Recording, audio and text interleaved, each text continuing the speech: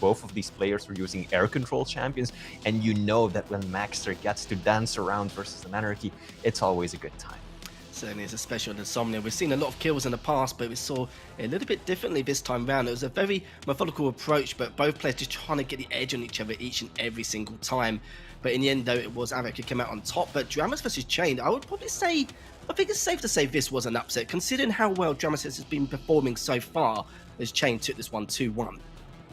Yeah, I mean, we've seen Dramas take down players like Rafa, like Razy and Wenger, but then now he fell to Chain, who is currently the 11th player in terms of ranking, so I do think that was a bit surprising, especially given how well Dramas had been playing the weeks beforehand. Now, good to see Chain getting some of his old form back, because we know what he's capable of, and so far this season he really hasn't been playing to those high standards that we know he can achieve.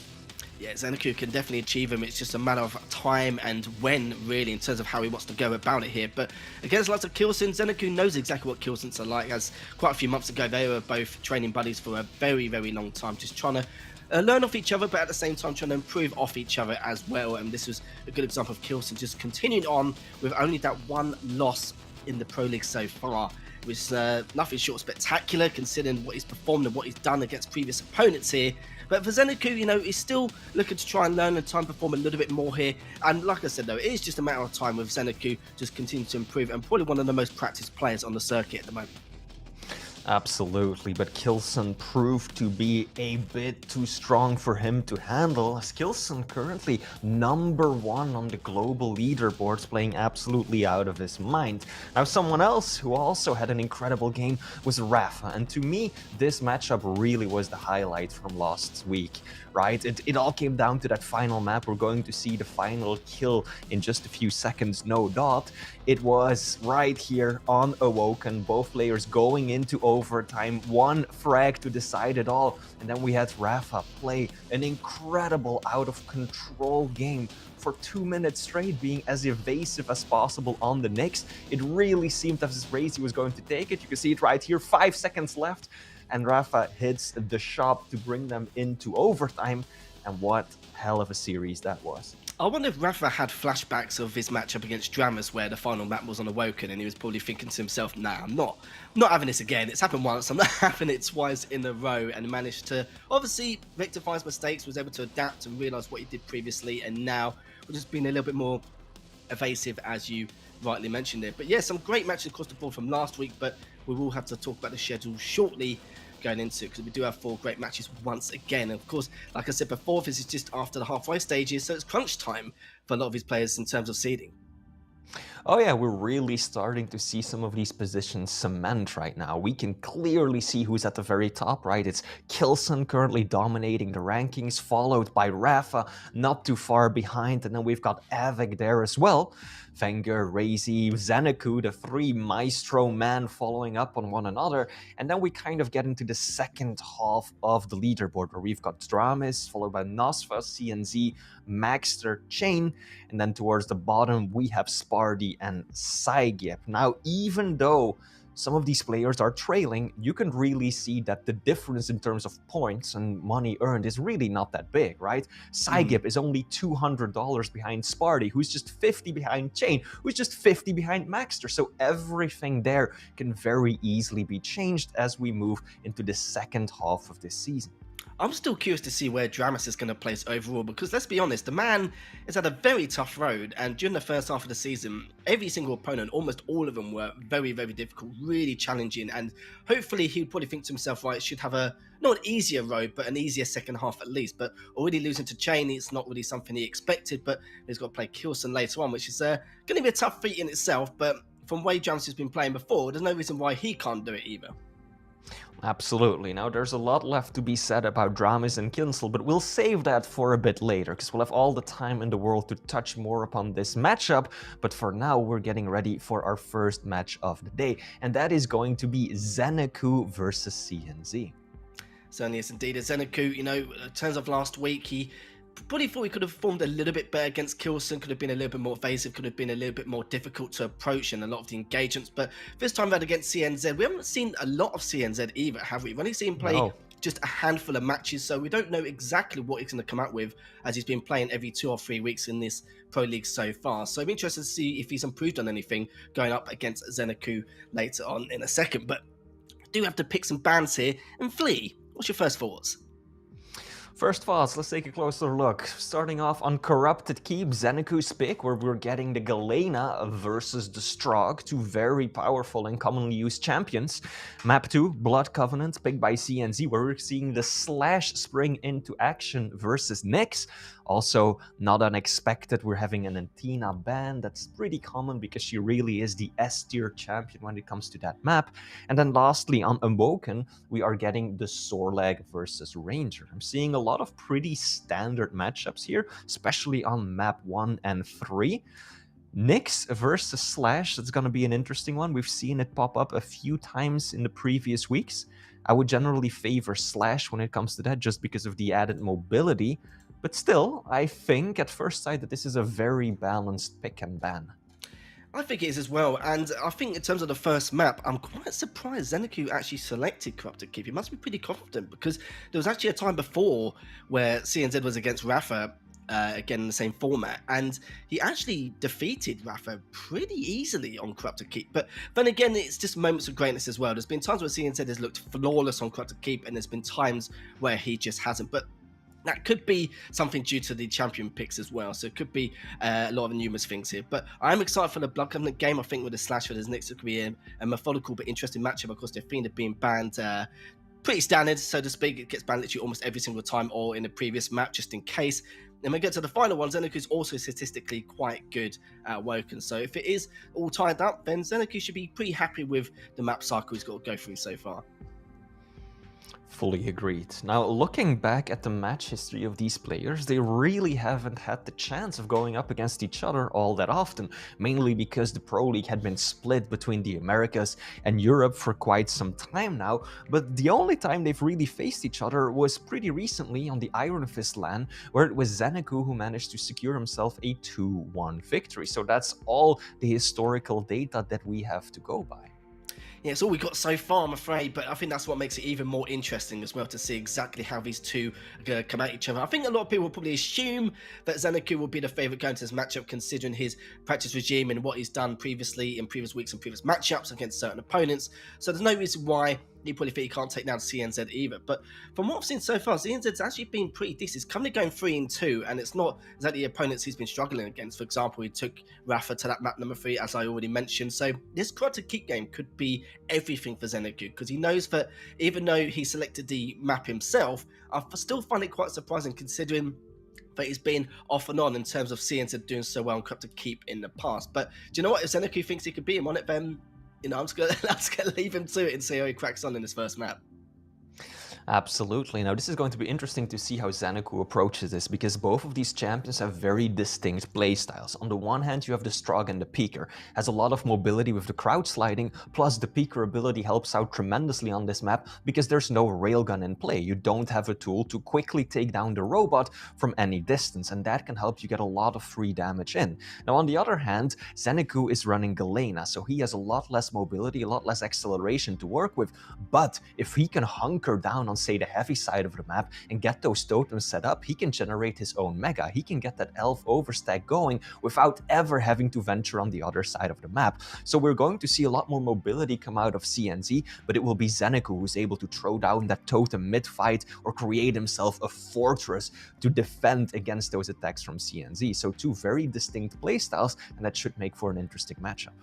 Every time I've seen Zeneku play this map, I kind of feel like he's very selective on how he wants to approach certain engagements. So that's why I kind of think Galena can be quite good in terms of keep those totems in check, and also to make sure to try and get an overstack if he possibly can. But the problem is he can't be too selective, because there's been times where when he does think too much or overthink some of those engagements, then he could have been a little bit more aggressive, and he could have at least taken his opponent down on a number of occasions. He's kind of rectified a lot of that previously in the past with the way he's trying to approach a lot of his opponents, or try and tack them down, or to take the different route, or some incredible flanks we've seen from him. But this is going to be very important. So I do feel like for him going with the Galena, it should suit his style of play going into this matchup. Yeah. Fully agree. This should be an interesting one. Now, also worth noting is that Zeneku banned Anarchy going into this because he knows what CNZ is capable of when it comes to some of these light, evasive champions, especially the ones that have air control that can use the inject to give themselves more health to speed around the map even faster. But nevertheless, he is still being outmaneuvered because he is going up against the Strog. But as you said, Zeneku is very good at picking the exact engagements and being very reserved as to deciding whether or not to be aggressive. But of course, on the other hand, CNZ, the drill sergeant, no player has more discipline than he does. So let's see how this turns out. Both players have readied up. We're loading into the map, so we're just a few seconds away from kicking off today's first series. That's right, slight delay, but we're going to get involved very shortly anyway between Zeneku and CNZ. It's going to be our first of 4 matchups of the day here today. And yeah, I still think that it's going to be a great matchup. Like I said, we've seen moments of greatness from CNZ on Corrupted Keep, and there's other times where he's actually really struggled on this map, which is a little bit weird, but like I said, it's champion picks and who you're playing against can really be a determining factor depending on the circumstances here. But for Zeneku to select it, it's like I said, it's up to you, mate. Like you do you, and if you think you're gonna put him into the ground in terms of on this map in particular on Corrupted Keep, then I'm all for it, really. And there's been times where for Zeneku as well on Corrupted Keep, he has been absolutely flawless as well. I mean, you pointed it out, right? It was against Rafa. Rafa, the GOAT, that CNZ had such an incredible run on this very map. So let's see what game plan, what strategy Zeneku has got going as we're loading into the first map of the first series. It's Zeneku versus CNZ, starting it off on Corrupted Keep. Zeneku just picking up the heavy early there, just standing his ground, just trying to see exactly what CNZ is going to be up to here. Decides to double back across rockets, but Zeneku now in a little bit of a pickle at the moment with the pushing through from the LG area, but it's going to try and back away as fast as physically possible from that red room. But again, just double backs, but gets a lot of damage done in the meantime. That was a very aggressive push by CNZ, just jumping over the edge into the LG by Zeneku, even though he had him on the ropes. You've got to be so careful. Because LG, it kills your momentum, gives you a bit of a float, makes it a lot easier for your opponent to just track you perfectly and get a lot of damage out. Now Zeneku has managed to stabilize, secure himself an LG as well, but he's still lacking the rockets, and CNZ knows that he can push without being punished at close range, and that is going to net him the first frag. Yeah, Zeneku trying to get that plasma rifle to good use there. Now CNZ just biding his time at the moment, just trying to discover exactly what Zeneku is going to be up to, but does find one of the totems in the meantime, and does get a Mega Force troubles as well as eating away at that last light. So going to try and be a little bit of trouble for Zeneku if he can, but actually got caught off guard with that weapon selection there, running out with the LG, which does mean that it will give Zeneku a slight edge as he's pushing across. But good rocket, good. Oh, the direct comes out as well, but in the end, it's all going to be all tied up, 0-all again, and that was a great push by Zeneku, knowing that he had the early advantage with the stack and decided to push anyway just to see if he could seal the deal. Was indeed a very solid play by Zeneku. I think CNZ kind of messed up by letting him get out of the room so easily, because Zeneku didn't have the heavy machine gun. He couldn't really take that fight from long distance, whereas CNZ most definitely could. Now we're all tied up once again, 0-0. Not something you see very often. But hey, everything can happen. This is Quake after all. Both players just exchanging rockets from quite a distance. There's going to be very little delay between the items, so it doesn't seem like either will be able to get full control just yet. Zeneku will take away the Mega, CNZ will pick up the Heavy, and that leaves the Estonian player in slightly better shape. And I love this from CNZ as well. He's got that defensive posture, but at the same time making his rotations to clean up those totems as he sees fit. CNZ a slightly bigger stack at the moment, does have to peek in his back pocket as he's going to slowly approach across here, but realise that Zeneku is still in that red room, does a little bit of damage here, looking to try and get a bit more if he can. The totem's still in that red room as he's directly above his opponent at the moment. But finds him, does a great rocket as well, good timing on that, and for CNZ he's going to try and go for the kill, and he does, and CNZ gets the early lead again. That's the speed that the Strog has, right? Zeneku just wasn't ready for him to already be on top of him again. Ends up dropping a frag just before picking up the Heavy as well, so that allowed CNZ a lot of extra stack to work with. giving him the opportunity to add one more frag to the scoreboard. This is bad for Zeneku. Luckily for him, the shoddy comes in clutch. CNZ barely landing anything with the Strog Blaster right there. And so Zeneku will be able to secure himself a heavy. Get some sort of baseline going, but the biggest thing he's missing, Lethal, is that LG. He doesn't have a consistent weapon to take those medium distance fights, and CNZ knows this. You saw that as well with the LG from CNZ. It took 126 without any return damage at all. Looking to try and get a little bit more here. Good rockets from Zeneku. Does clean him up with the MG. And finally gets the first frag on the board. Heavy's up, so is the Mega. Not really too much in terms of timings here. In terms of the segregation. Does take down the Pico as well, but the problem is he's in a bit of a pickle again at the moment. Hasn't got the heavy machine gun to his name. Does have the LG, which is why he flew at him. And he will have that overstack, which is going to be huge. Now Zeneku, he just jumps over above him here, Fleet. And it's actually going to take him out. What is it? 8 HP. Just a matter of time here. And CNZ must be thinking he was pretty lucky on that circumstance. He sure was. That was a crucial misplay by Zeneku. He thought CNZ had already vacated the premises, but no. Man was just sitting pretty waiting.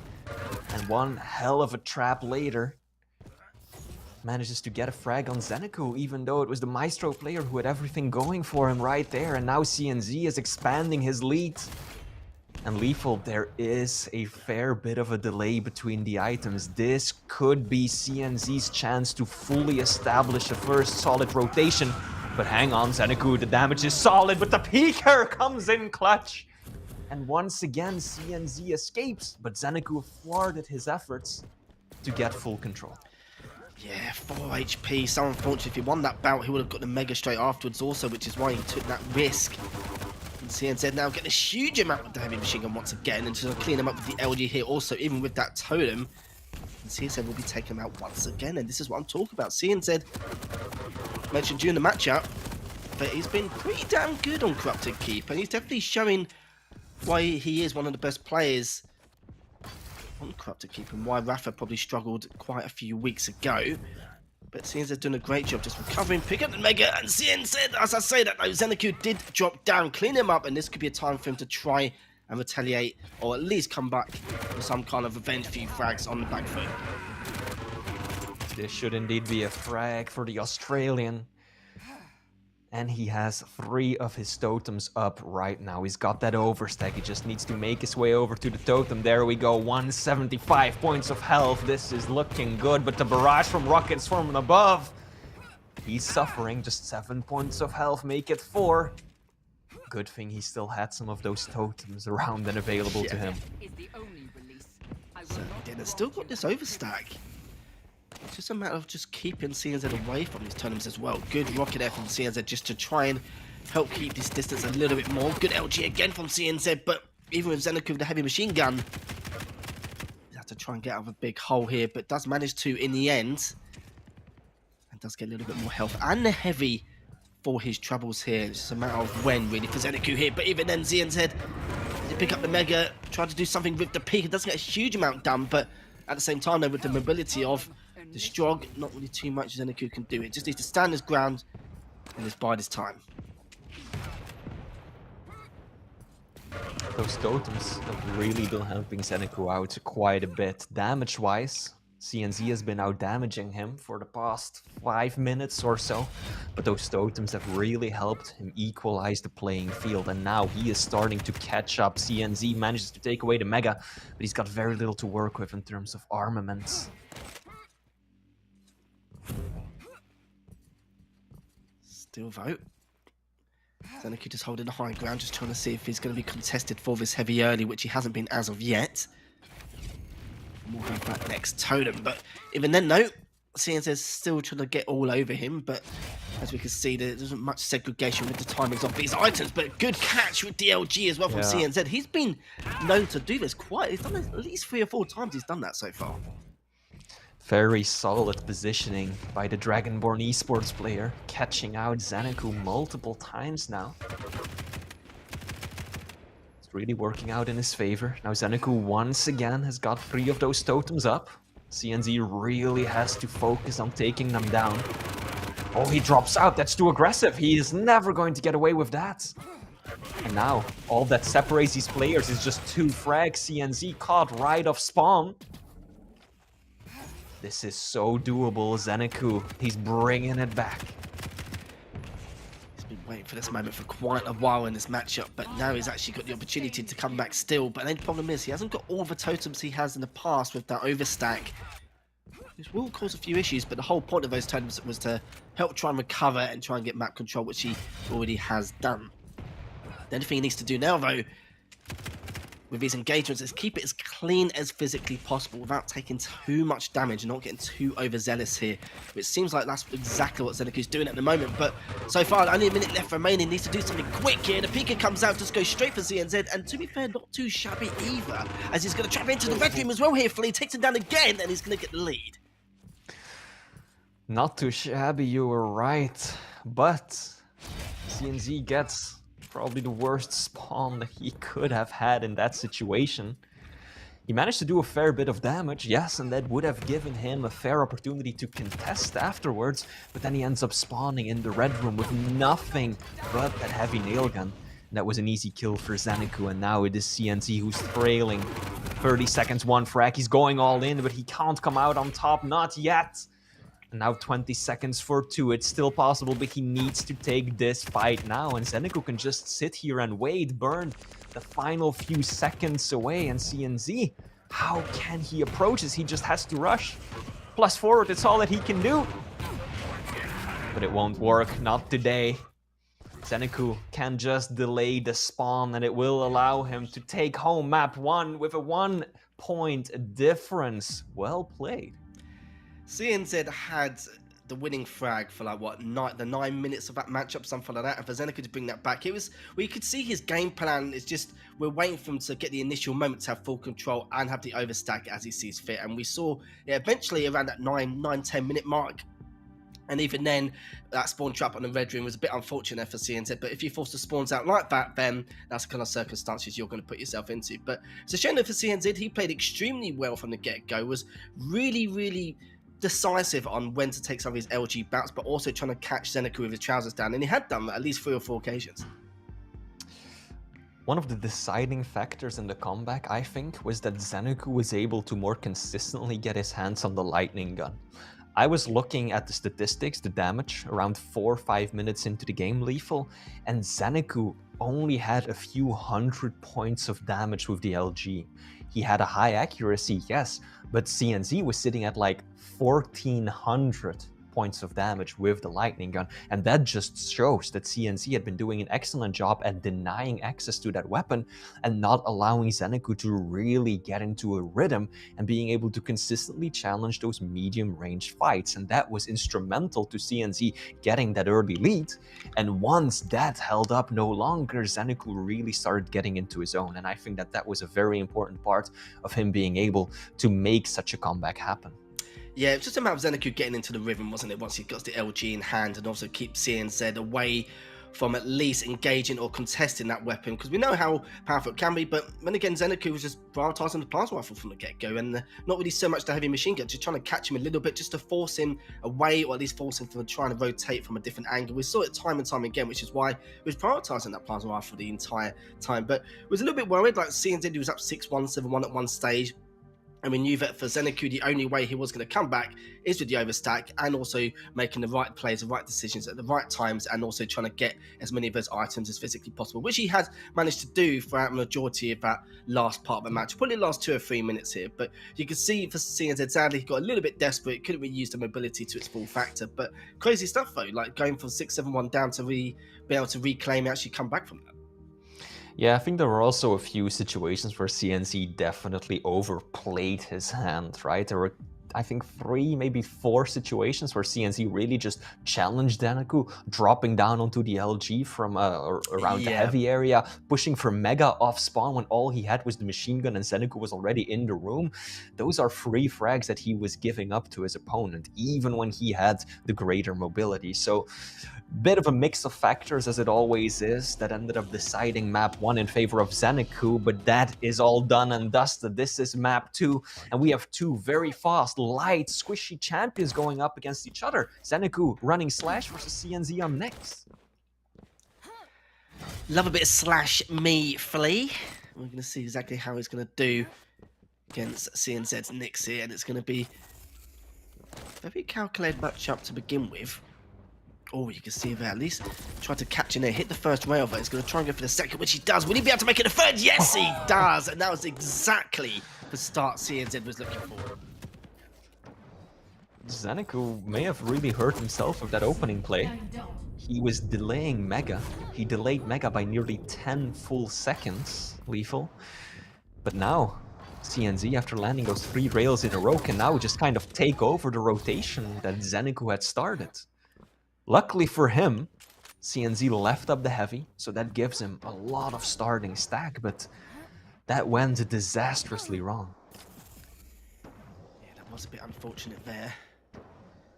Again, the item's not heavily segregated, so whoever loses out on this next bout, it's not going to be too much of an issue. Still trying to get a little bit of damage with those rockets, but hasn't found anything as of yet. But there isn't going to be a gentleman's agreement with these items. It looks like CNZ's going to push straight on in. Sadly misses out on that last crucial rail shot, but he's actually come back again here. CNZ's still just biding his time above ground and just going to go for the Mega instead. But so is Xanaku. Xanaku's has already gone there. They both had the same decisions, and that was a great round to clean up Xanaku again, making that 3-0.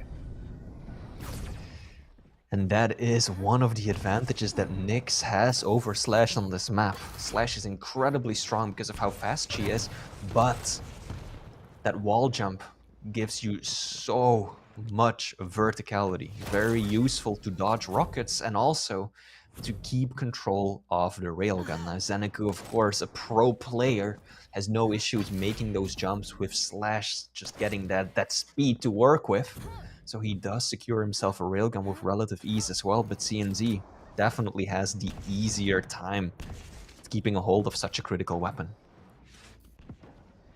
Still plenty of time for Xanaku to come back in this matchup. He's got the stack, he's got the speed. Just a matter of how he's going to use it. But CNZ, again, just biding his time, just trying to get a bit of chip damage if he can. That'd be good. That's the first one, but he also got railed in the back straight afterwards. Going to use that ghost wall just for extra insurance. But still, though, Xanaku's playing this well. Just needs to bide his time. Eventually, he will be able to try and get back in this, but CNZ's already taken a lot of damage. Is he going to go for the teeth? Yes, he does, but Xanaku can go back through. He does some good rocket damage overall. Both players with a similar stack. And it looks like CNZ will not be able to pick up this Mega. That's 150 damage in 2 defensive rockets. It's definitely going to make Xanaku reconsider his assault. Even though he has the upper hand, he's the one landing those rails more consistently than CNZ now, and he has the bigger stack to work with. Rotation is also perfectly in his favor. 10 seconds between the items gives him all the time he needs to move from one to the other. But look at CNZ. He's being so evasive, making good use of that ghost walk, also keeping close tabs on the hourglasses to reduce the time between his abilities. And he is just waiting for Xanaku to make a mistake, slowly crawling around these corners. Oh, but that is not the mistake that he was waiting for. Xanaku dives in head first, gets himself the first frag of the map. I did not expect the first frag to go like that, contesting the heavy there, and then Xanaku's just going to push straight forward though. Perfectly understandable, considering the advantage he had. Only on 60 HP, but he'll be picking up the Mega and the Light, so not really too much of an issue.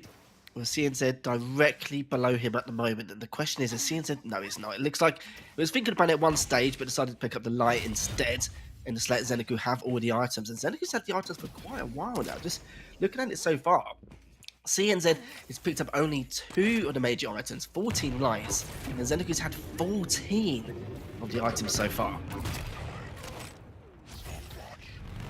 CNZ, incredibly patient right there, holding on to his ghost walk, perhaps a little too patient, instead of paying the iron price. Oh, Xanaku, so aggressive, and CNZ still holding on to the ghost walk. Lethal, that's 2 frags now that he could have escaped by using that ability, but he's just hanging on to it, and it does make you wonder, should he have popped it? Is it worth it? He's using it now just before Mega, but I don't think he will be able to. Oh no, he just steals it just in time. That was smooth. That was Still, literally perfect timing, wasn't it, it Felipe, to pick was. that up? And we're talking about the decisions on using that Ghost Walk, but then he used it at the perfect time then. Zeneku still takes him out, though, with a great stack to continue to work with. And again, just continuing to be on the hunt, making CNZ's life an absolute misery here with a great rail to finish things off. And now, we're going to see exactly how he's going to approach CNZ once again. Picks up the Mega, items are segregated, which means Zeneku is going to be loving life right now, going towards that heavy.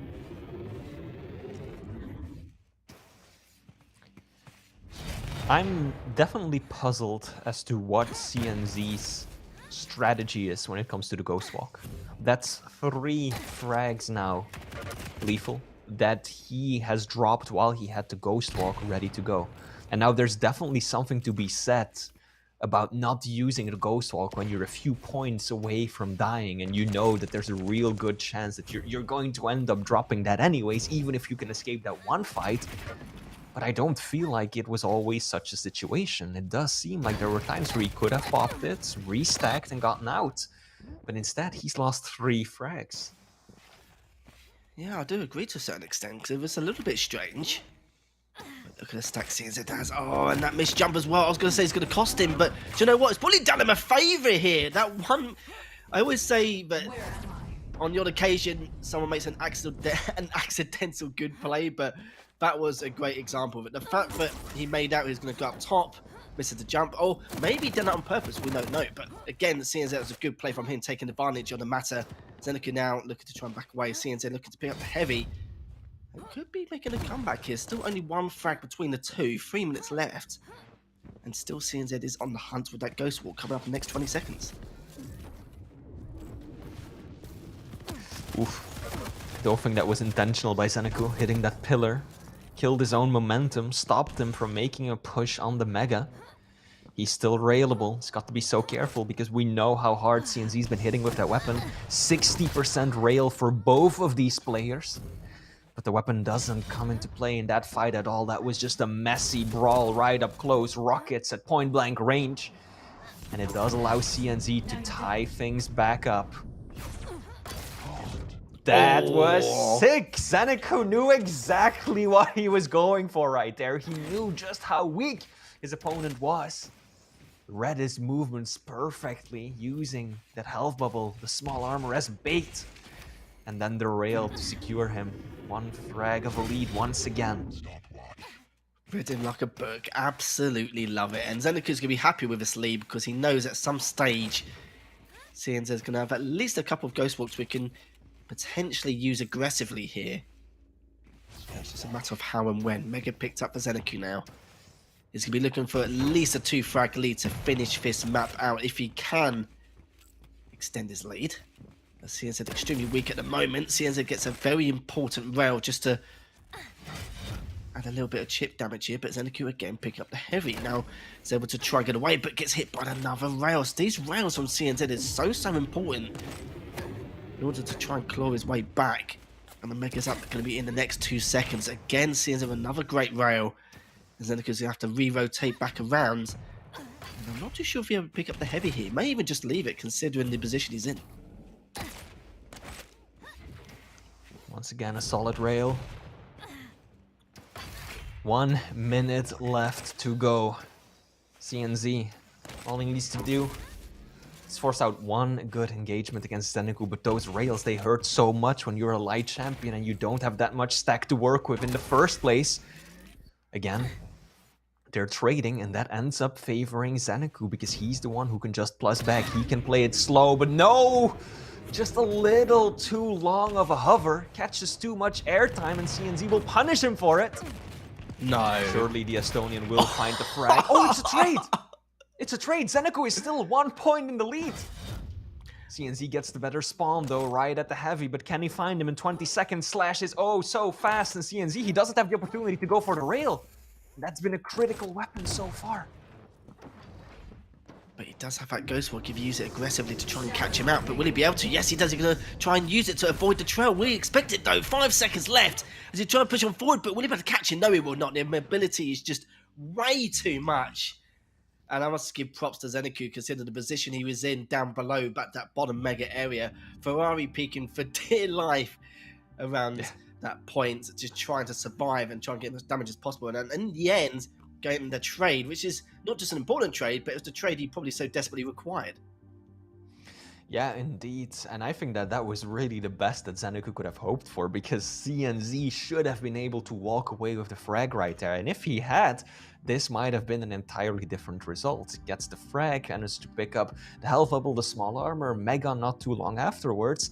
That could have really set CNZ up to tie the maps all together. But no, Zeneku gets the trade, gets a good spawn, and then manages to evade his opponent for the final 20 to 30 seconds. So that means that Zeneku will be our overall victor of this series. But of course, we always play all matches because every game is a money match, and there's still quite a few bucks left to be earned.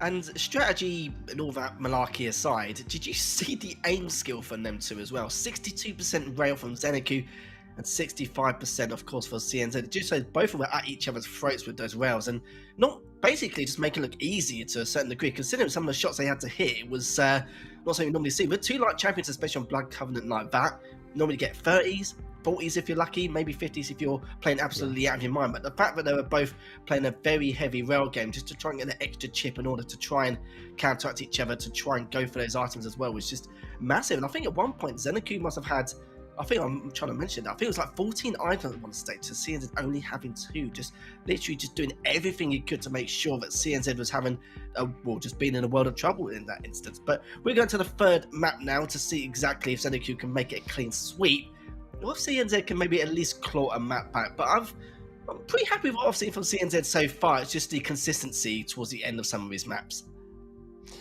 Yeah, again, he started off really strong, right? Getting the lead. I think he was 3-0 up, maybe 4-1 at a certain point, but then it all started falling apart. And I think that that's a pretty consistent theme with CNZ, right? He gets out of the gate really aggressively, gets himself quite a few nice frags, but then he is unable to just keep it up for the remainder of the game. And I also really liked seeing just how Zeneku approached those final few minutes, because he was really checking his corners toward the end. I don't know if you've noticed, but there were so many times where Zeneku jumps around the corner and he places a rocket to the left or to the right, and he actually got CNZ a few times like that, blindly shooting a rocket around the corner. For example, at the top of the bounce pad near rockets, he got himself a very nice rocket that actually sent CNZ falling back down, and that is because Zeneku has now caught on to how CNZ is playing this. When CNZ is behind, he tends to just set up, no sound cues whatsoever, just wait for the opponent to come around, and then out of nowhere come the rockets, come the rails, comes the LG catch. And so Zeneku is now prepared for that, and I wonder if CNZ is going to try and change things up for the final map. Yeah, in terms of adaptation, yeah, I completely agree with Zeneku and what you were saying as well. Just reading him really well in terms of the rocket placements he's trying to make. And it's like you said, though, normally when you've got an opponent who's reading you like that, it makes you think to yourself, what do you need to do? Something drastic needs to happen in order for you to even just claw back a map. And it's about consistency as well to a certain degree here for the likes of CNZ, because from what we've seen on Corrupted Keep and on Blood Covenant, it's been looking really, really solid. Like, don't get me wrong, this first half of that match of a Blood Covenant for CNZ was a real struggle, especially with the mobility of the Slash in order to collect these items with barely any segregation at all. And it was a bit unfortunate at times with some of the engagements being made, but even that trap which Zeneku placed on that bottom mega as he was going to go for the light and the and one of the bubbles as well was just absolutely ridiculous. But we're going to go to our third and final map of this first series of the day between Zeneku and CNZ. Zeneku, if you're just joining us, is coming up 2-0. Looking to try and make it a clean sweep if he can. And will he be able to, though? We'll have to see. It's now just the way he can just go back around. Heavy ends Mega, not really too much in terms of the timings here, but just standing his ground for now around that rail area. Well, we've started off on Zeneku's perspective, showing off some of that backwards air control movement. We don't have Vu in the competitive scene anymore, so Zeneku has to step up. It's also something that Maxter quite enjoys doing from time to time. Oh, that would have been a big rocket. Fortunately, he just clips the edge. Now, neither player really getting the upper hand yet. No one looking to go in full aggressive. Just trying to feel up the situation a bit. hoping to get that one good rocket, that combo with a rail, gets a little bit of an upper hand over the opponent. Because so far this has been a very calculated, very disciplined start. Yeah, both players trying to create that decision tree, rather. I say that though, he's coming very aggressively, and will he be able to clean up? He doesn't, but can Xenoku get away with the heavy? Should be able to here. It looks like the Mega is still up, and he was a little bit tempted to go for that Mega, but playing it safe, and he's going to let CNZ get it for now. So stacks almost equal. Xenoku now does have that light. He wants to use it here. Didn't really want to give away his position, but just standing his ground top mid, and this is exactly what you need to do. Just rely on his audio cues here and decide how you want to go about pressuring your opponent here. But all comes out. He actually decides to use it in the end. I'm not really too sure, and still managed to get that Mega. Good direct. 1 HP in a dream, and the dream was successful. Now up 1-0. That was ridiculous. Nicely timed from CNZ as well, using the orb just as Xenoku fired his railgun, so it gave him the time to at least get his footing and not immediately get punished massively for it with spit and rockets as a combo. But ultimately, that is an extremely aggressive, extremely risky play even in the best of circumstances. 1 point of health is what separated these players in that engagement. But it was Xenoku coming out on top. Looking solid to take this one as well, but hang on, his aim just fails him completely. The LG loses his tracking. And that is CNZ tying it up 1-1, but Xenoku is definitely in better shape right now. He's got rockets, he's got heavy railgun to work with. I like the play from CNZ though, just flashing the LG right there.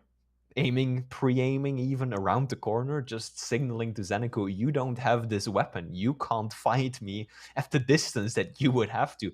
Don't even try rocket jumping on here, because I will nail you to the wall. And that gave CNZ the breathing room that he needed to get away cleanly with the Mega. What an awful person, but it's fine. He understands what he has to deal with here. And of course, without the LG, it's going to be a pretty tough task contesting this heavy if CNZ approaches it, but it looks like he's not going to. But yeah, the LG is so important to the weapons in his arsenal currently. Assuming that he may just try and flank or rotate round, but that does mean he's also giving his position away. But I like this from Xenoku as well. He's in a position where the LG isn't too effective, and even if it is, I mean, he can back away nicely. Nice. Good direct as well, yep. And could he be able to finish with the rail? He does not. Decides to get the Mega first. Heavy's up next. He could just push for this straight away, but again, all about the patience, biding the time as well. And even though he orbs down, he does pick up the heavy, but will CNZ be able to get out? Yes, he does. CNZ is mad. He had 100 points of health, 0 armor. He's up against a fully stacked Sorlag, and he's just like, you know what, let me use my ability to get in on the heavy, and it somehow works out for him. And that was way too close of a fight. Xenoku should have been able to steamroll that one, but the LG, or rather the Lagdarov, has pained him for most of this game. He can't get out. The LG will still find Sorlag's head. And that gives CNZ the opportunity to tie it up 2-2. This is a tremendous game of back and forth, Lethal. Yeah, it's been a close affair, to be fair, on every single matchup so far this series, hasn't it? And again, nothing short spectacular. Just at the 5-minute mark, CNZ's going to have that slight stack advantage. Looking to see what he can find. Does need those rockets though. And is going to back away and to see if he can delay the heavy a little bit more in order to help the segregation just a tad, considering he's the one with the stack advantage. But Xenoku does have that top mid control. Good use of the tri-bolt there. And then again, CNZ did good work with the chip on that last round also. I just expected him, daring him to come through here. Don't really take too much from the tri-bolt, which means that CNZ can go in as he sees fit, and he's in a great position to not only contest his heavy, but maybe to go in for the kill as well. Lethal, I just had to do a bit of a double take. CNZ was at 9% railgun accuracy. Now he's up to 14, but what is this? Just last map, he was hitting 60-something% against a Slash, and now against Sorlag, he's fired, what, over 20 shots? Barely hit 3 of them. That is not the way that he wanted this game to go, and I think that is severely affecting his battle plan. It's giving Zeneku so much room to maneuver that he shouldn't have. I think that if CNZ had landed more of those rails, this would be a very different game, but he is going to drop a frag nevertheless. Quick thinking, quick on his feet, Zeneku is. Rocket jumping up, closing the gap. And at an opportune time as well, Mega's about to spawn. Oh, Zeneku now wishes he had positioned himself a bit further out into the room, because he had the better stack to secure the Mega there as well, but now he's had to give it up to CNZ. He moved that last engagement as well, though. He took way too much damage, dropping down whilst Zeneku had LG in hand. And yes, might have been CNZ's decision, really, as well as his aim skill to boot, but he's going to do as much as he can here, but the question is, can Zeneku get away, though? As he has done for now. Oh, and the rail comes out from CNZ from below from that heavy machine gun area. Will he be able to take him out? Yes, he does. He knew he was tanking that last rail, but does get the Mega to try and recuperate and tie the lead here. But look at the stack from Zeneku here. Well, was a stack. Was a stack. Very solid comment indeed. Zeneku taking a lot of damage in that engagement. Now Mega will be the next major item that both of these players will contest. We're always getting the same fight. Zeneku over on the railgun side of the map, CNZ coming from LG. But CNZ has been playing this so aggressively. Zeneku is just giving up so much ground to his opponent. Again, CNZ is just gonna rocket an orb in there. Will drop because of that final rail. And I don't know how I feel about that. CNZ. I guess maybe it has something to do with his rail failing him this map. He wants to get up close and personal because he can't compete when it comes to those long distance engagements, but there's such a risk involved in it. And now he's trailing with less than 2 minutes left to go. Yeah, I'm not gonna lie to you, Flea. It's a little bit weird, but look at the stack difference as well. Zeneku's just holding on for dear life at this point. 90 seconds left. But with the Sorlag, Zeneku can definitely go about doing this without an issue here. Good use of the rail as well, and the spit, but good LG damage also. That was huge for Zeneku here to try and at least seal this 3-0 in the series here. Picks up the Mega just in the nick of time. Zeneku doesn't want to risk it. I'm sure CNZ does. Will he be able to, though? It looks like a few missed or failed rockets there will help Zeneku get away, though. Stacks a little bit equal here, but that rail could change things, but sadly does miss. But Zeneku's in a great spot. 2 frag lead, top mid control, hits that last rail just to even the stack advantage again.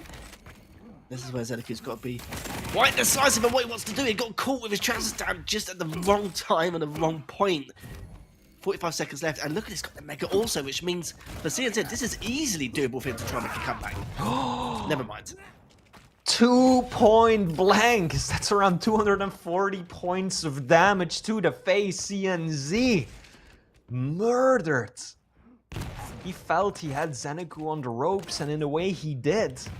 But these orbs, lethal. I really don't know about that. He's been so aggressive. I don't think he's ever used the orb defensively or evasively or to try and juke his opponent out. It's always just been full aggression, but he has a chance. 10 seconds left to go. The only problem is his stack. And he won't be able to find Zeneku on time. And I think that that makes it, what, the 3rd game in a row where it comes down to a single frag? GG's indeed. Maestro Zeneku will clean this one up, but 3-0 in terms of maps says very little about how close of a series this was. Yeah, the accuracy for CNZ heavily let him down. You could see from there as well. I don't understand how you can have 65% against a Slash, and then against, you know, one of the more beefier champions in terms of Sorlag just struggled a little bit. I don't know if it's because he didn't have the angles, but then again, he held his position quite well. For some of the times he tried to at least attempt to do some chip damage, but couldn't get anything going, which is just really peculiar. But also some of the decisions he made, like some of the drops he tried to make onto the items, some of the unorthodox aggression, you could say, is not something we really expected. I think both of us were just kind of debating what was going on here, but you guys can see the accuracy for yourselves here. Zeneku 57% with the LG, 54% with the rail also here, which is definitely a way of telling the tale of what occurred here in this matchup. CNZ did manage to bump his railgun accuracy back up to 32%, but at one point, Lethal, just 9% with that weapon after 20 shots fired. You cannot afford to play like that against a Sorlek at this level of competition. And as you said, indeed, CNZ, the basis is there, the fundamentals, the technical part of the game, it is so solid, but sometimes the decision making indeed just lets him down. And we started off talking about this even on map 1, right? Some of the pushes with nothing but machine gun on the Mega, back on Corrupted Keep, dropping down on the Heavy, again on Corrupted Keep, right? Same thing, Blood Covenant pushing blindly onto the Heavy, getting punished for it. And now too with these orbs, if you use your orb as Ranger to get onto the Heavy, where do you go from there? You have nothing left in terms of movement or evasion, and you are a sitting duck. So I do think that at times CNZ overstayed his welcome, was too aggressive, and yeah, ended up giving some free frags up, and Zeneku ended up making the best of them. Yeah, it was a bit of a shame. We saw it at least 5-6 times at the bare minimum throughout the entire course of the series. There's taking risks, but those risks were just, I wouldn't say obvious, but it was just too blatant of a move for some of the opponents to be able to capitalize on straight away. Zeneku put it on a number of occasions, probably thought, he's giving me a frag here for free. He probably doesn't understand what else going on half the time with some of those situations here. But it did look like that from, I'm sure, the viewer's point of view and our point of view as well at the same time. But yeah, a little bit bizarre, but a great series nonetheless. Obviously, like you said already, each one was one frag difference between all 3 maps. And we are going to go to our second match after the break between the likes of Maxter and Sargib. So don't go anywhere, as we'll be back in just a few moments.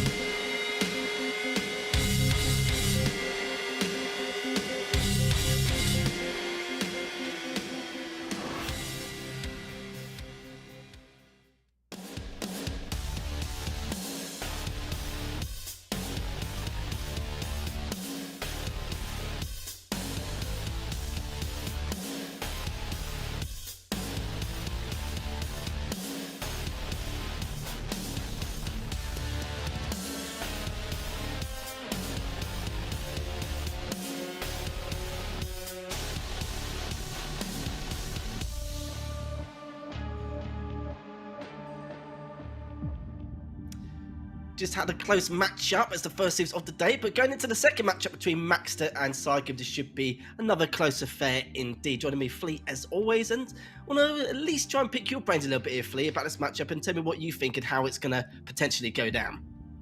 Well, this should be a very interesting one, right? Because on the one hand, we've got Sygib. Sygib's track record in this season really hasn't been all that good. 0 wins to his name so far. But every single time, every single match, with the exception, I believe, of Rafa, he has managed to secure at least one map, right? So even if he ends up losing, he's always there to secure at least 1 out of 3 maps and get himself at least some points. And that is why the gap between him and some of those other players at the bottom of the leaderboard, like Spardy or Chain, really isn't all that big. Now, on the other hand, we've got Maxter, right? Maxter got off to a really solid start, was at one point one of the only undefeated players left in the league up until he went up against Rafa, but has kind of fallen off a little bit in the previous few weeks, losing to Zeneku and then Avek as well. So this should be an interesting series. I think both of these players can make a claim to fame and could come out on top.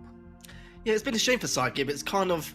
Yeah, he's been taking a map almost every single opponent. It's just not been able to close out the series each and every single time, which is a bit of a pain, which is why, of course, it's still quite close considering he's going 0-5 at the moment. But will he get his first match win? We'll see. We'll see going into this next one anyway. But let's have a look at the picks and bans for you guys at home to see exactly what could be jumping on shortly. So it could be Ruins first, then onto Corrupted Keep, and then onto Insomnia straight afterwards between the likes of the Sorlag and the Doomslayer. So interesting picks indeed here, Flea. Yeah, for sure. We're once again seeing the Straw come out on map 1, this time versus the Anarchy, and we know what Maxter can do on those nimble air control champions. Now map 2, Corrupted Keep. Once again, we're seeing the Galena come out and play versus Nyx, and Nyx is not that common of a pick on this map. She can work very well, but if you get on the back foot and you can't get a hold of those hourglasses, you can be in some deep, deep trouble. And then lastly, Insomnia, the latest map making its way into Quake Champions, and we are seeing Doomslayer take on the Sorlag. 2 pretty common picks.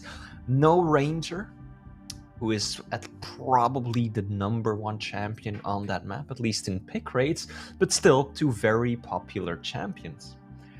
Now, Lethal, gonna put you on the spot. Looking at these picks alone, who do you think has the best odds of coming out on top here? It's hard not to say Maxter, really, considering what he's been up to so far the last few weeks, and the fact that he's got Ruins as his first map, statistically one of his best maps as well, so I'm a little bit surprised that was able to sneak in here. But even for Sygib though, using that Nyx for those aggressive ghost walks could definitely give him a helping hand, but I still feel like it will be a 2-1 series. Maxter should be the ones to try and edge things out depending on Max's experience on Insomnia, but with the Sorlag in play, it does make me feel like he should have the edge. But I don't know about your thoughts though. I mean, just looking at this, I would feel like Maxter has a bit of an advantage on the first map, second map as well. Final map, I think, is where Sygib is not at a disadvantage, let's put it that way, in terms of champion picks.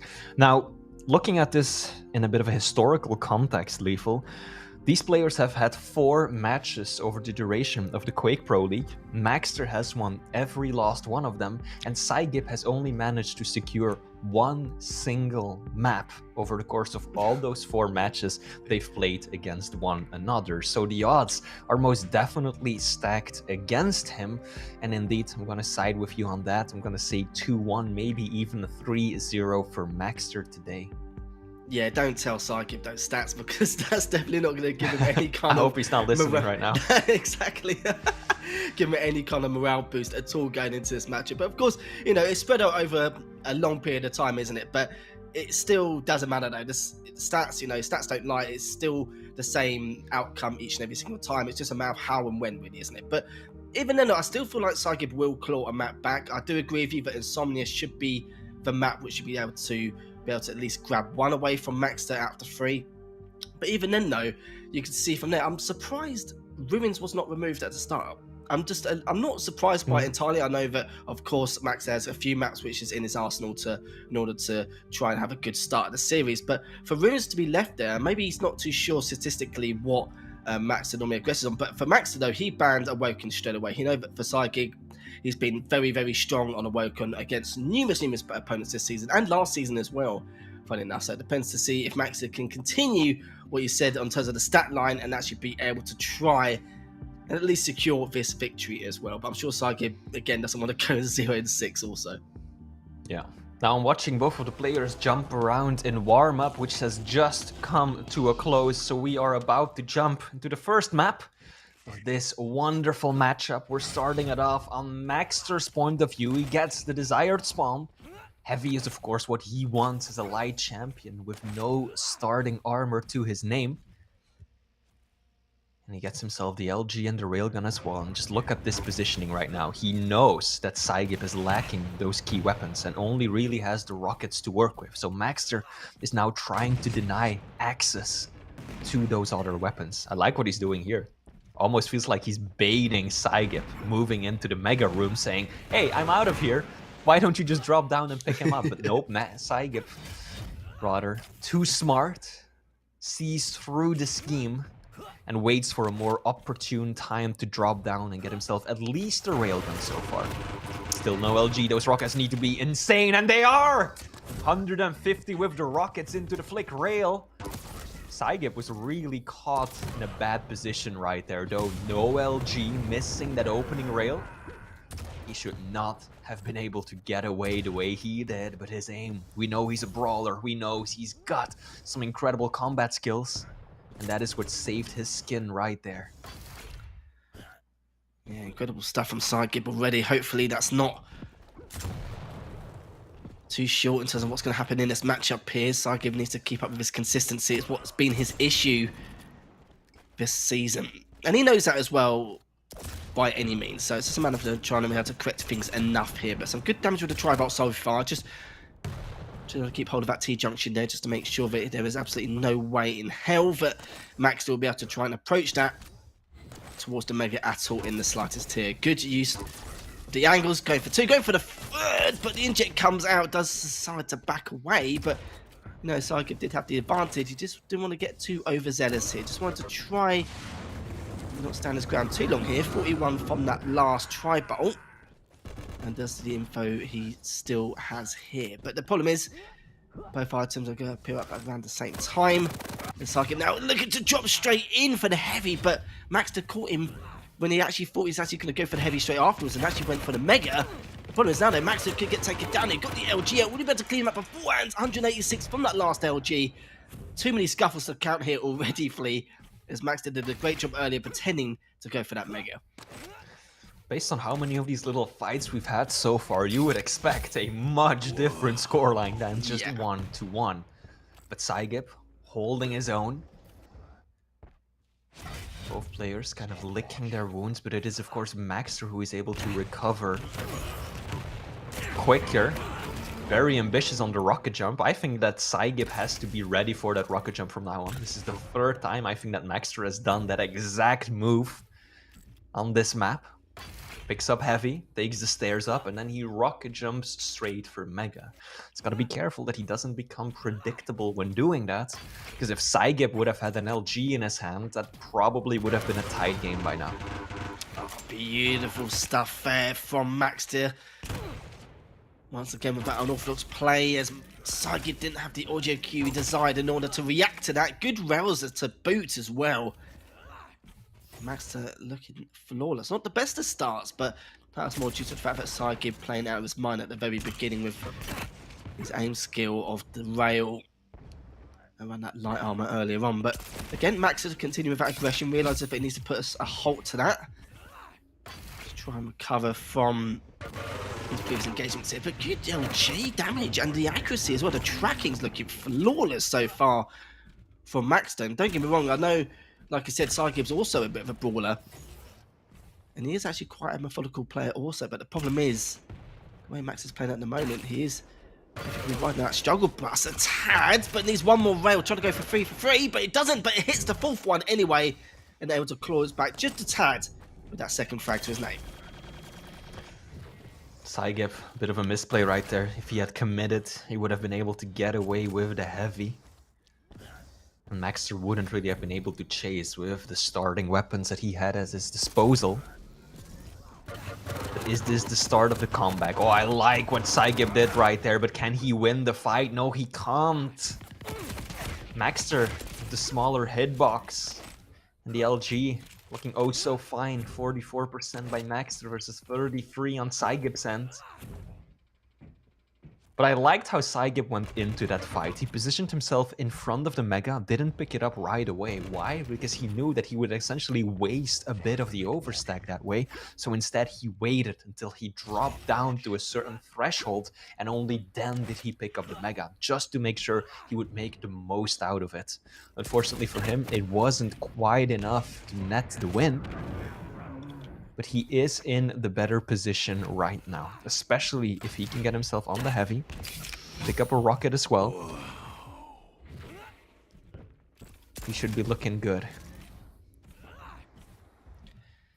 You'd hope so for Maxter's sake. Just again, just teetering around that Mega area. Does manage to pick it up. Items not heavily segregated, but does get railed. He's going to be caught in this courtyard though if he doesn't get out. It looks like he will get cornered, but it's just a matter of how Saigib is going to try and collapse onto him, and does manage to get that third frag. So only 2 more required now in order to tie this up, and this is definitely a good way to at least continue the trend with these frags to his name. Now only a 1 frag deficit, but he's still got 4 minutes to play. Doesn't need to worry about speed, mobility, anything like that in terms of being able to catch his opponent. But look at him, the damage he did with the Peekers still. That was ridiculous. And he could just go on the hunt straight away. Comes out with the shotgun. Will he be able to clear it? Yes, he does. And it's all tied up here, just like that, Flea. Maxter had no railgun, no shotgun, nothing to take down the Peeker reliably right there. And that is what allowed Saigib to do so much damage. Now, lethal, very important thing to note. Difference in railgun accuracy is being so decisive right now. Maxter sitting at just 17% rail accuracy, whereas Saigib is hitting 55 against one of the most nimble champions in the game, and that has really helped the American to keep this as close of a game as possible. If he hadn't been hitting those critical railgun shots, I think that Maxter would have been walking over him much sooner than this, but it's really those shots to the rail that is keeping Saigib into this, forcing out the trade. Who gets the better spawn? Saigib does. Neither player really goes for it. I guess they both just assumed that the other would rush and get there first, but that is only going to help Maxter until Saigib chasing him down with rockets in the back. Lethal, how often do you see someone successfully chase down Energy with rockets and nothing else? That was sick. Not often, not often, let's put it that way. But I just love how with the spawn they had as well, they were both wanted to go for the Mega, but they both at the same time didn't want to make that crucial mistake of he's gonna get it first. We both got the same weapons. That's it. Yeah, it's basically curtain call for you, but. Yeah, very strange indeed. Max, but this is the thing as well. You're talking about Max's hit percentage as well. It's gone up from 17 to 26%. But it's like I said, though, it's just not in Max's nature. It's not in his character to miss this many shots. He's known for the high rate of aim skill, which he has to back him up. But even then, though, still has the lead. Saigib needs to be extra careful on giving Maxter any kind of morale boost going into this series. As Maxter just standing his ground for that heavy. Heavy's successfully been able to pick up. And Saigib decided just to re-rotate rounds and just try and recover himself. Saigib looking good too. Rocking that MCS gaming shirt. Looking healthy as well. Now he's just trailing by a single frag. One more rail like that will do it. It's all he needs to tie it up. Can he find Maxter though? Oh, Maxter baiting out the jump pad. Isn't looking to commit. He knows he doesn't have the stack for it. But can he evade his opponent for a full minute? Oh, beautiful rocket! Saigib, can he close it out? Indeed he can. 7-7 with a minute to go, and the American is now poised to secure the Mega if he can push through the hail of nails. Both players just using the nail gun at long distance. Maxter definitely making the most out of that engagement. It was Saigib who had to push through a small choke point, so Maxter could be much more efficient in distributing those nails. And that helped him out tremendously. Oh, that was a good rocket there from Maxter as well to try and continue that engagement. He wants to continue. You can see that he was very eager. Still eager, actually. But has back to away, but it's caught him with the LG. Hits him with the rail, 24 HP. Maxter just gagging to get that last frag, and the opening rocket for the TP does manage to take him down 8-7 here. As Maxter just need to try and seal the deal. Just try and keep his distance, and then he should be fine. But it's all about that predicted rocket through the TP, which changed everything there for that final frag. Again, unfortunate. It happens from time to time, but not for the final frag though. Saiga's going to be kicking himself just a little bit. But just looking at the item control as well, 20 items for Saiga, and we got 17 for Maxter. So it was quite close in terms of the contestion.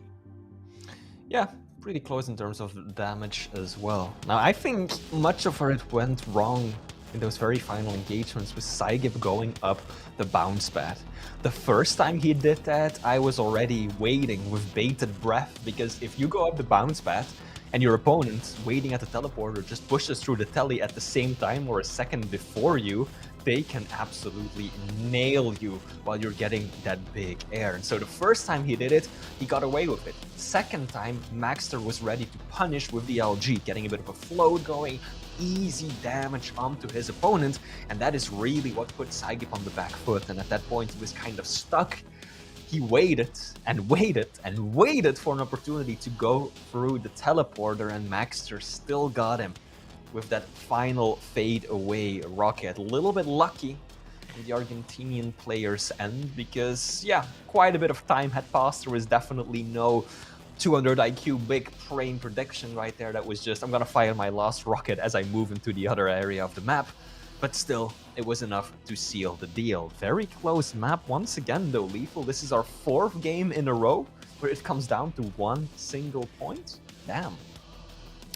Yeah, pretty much here. Yeah, 9-7 you saw from Ruins. It just shows for Maxter as well. I mentioned it going into this series, but it is statistically one of his strongest maps. And even with a poor rail accuracy, he was fine. He wasn't really in too much of a shambles at all. Never felt like it was too chaotic in terms of the region where he was going to be in any kind of deep trouble by any means necessary. But it makes you wonder what could have happened in that last engagement if that rocket didn't hit. You know, he would have, of course, gone straight to courtyard to get the light, or rotate round to try and contest the mega. Could be in a lot of things really here for Saigib, but I'm sure he face palmed as soon as that rocket approached him for the TP. Just thought, yeah, just my luck. This is like my season in a nutshell currently. That's probably what he's feeling. But it's still got time. They've still got 2 more maps to play yet to try and at least create that little reverse sweep if he can. But as you mentioned before, statistically, the last 4 times they've played against each other, Max has actually taken almost every map bar 1.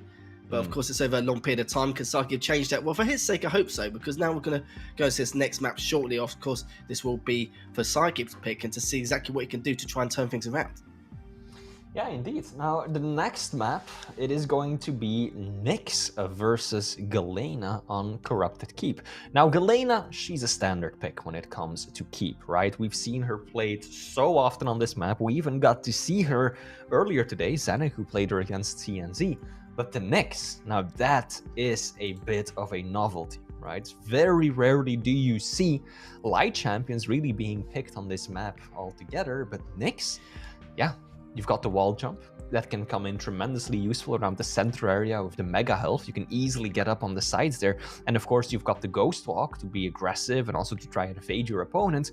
But other than that, it's very difficult to keep in control of those hourglasses, and they are critical for Nyx. So as I was saying earlier, if Saigib gets on the back foot here, and Maxter starts running the map and applying consistent pressure, then I feel like Nyx's ability is only going to be used to keep Saigib alive for just a little bit longer, time and time again. So I really hope for his sake that he gets to be the one to be in the driver's seat, because otherwise this is not a very favorable champion pick for him. No, it's not at all, and it's going to be a huge, huge fight for these hourglasses as well. So we're going to see a lot of movement. We're not really going to see too many angle holds, depending on what weapons they have in terms of heavy machine gun to try and keep that range back, or to try and keep the distance, and try and do that chip damage. But yeah, in terms of the hourglasses, it's going to be huge for both these players. Probably more for Maxter, of course, with the totems. But you got to think about how Cygib's going to play this out as well with the hourglasses. Is he going to go for a lot of aggressive ghost walks? Is he going to, of course, use it more often than not to stay alive? Is he going to try and use it to preemptively get a different position or angle on one of the items to try and contest it a bit? But a lot of these questions will be answered, I'm sure, shortly going into this matchup here. But I kind of feel like the way Max is playing now in terms of his aim skill, should be a time for Cyclone to try and take advantage of this. But the problem is, of course, it's mainly the rail aim of Max at the time. No rail on this map, so Cyclone may be in for a rough time here. Absolutely. Now, it should be interesting to also see how the lack of a railgun plays into the outcome of this series, right? Because we were talking about it in map 1, Maxter's rail accuracy really not where you would like to see it at, right? Especially not in the matchup that we were seeing. So how is this going to be factoring into the decision making of both of these players now that there's absolutely no railgun to go around? Is this going to help Maxter because he wasn't doing all that well with the weapon in the first place?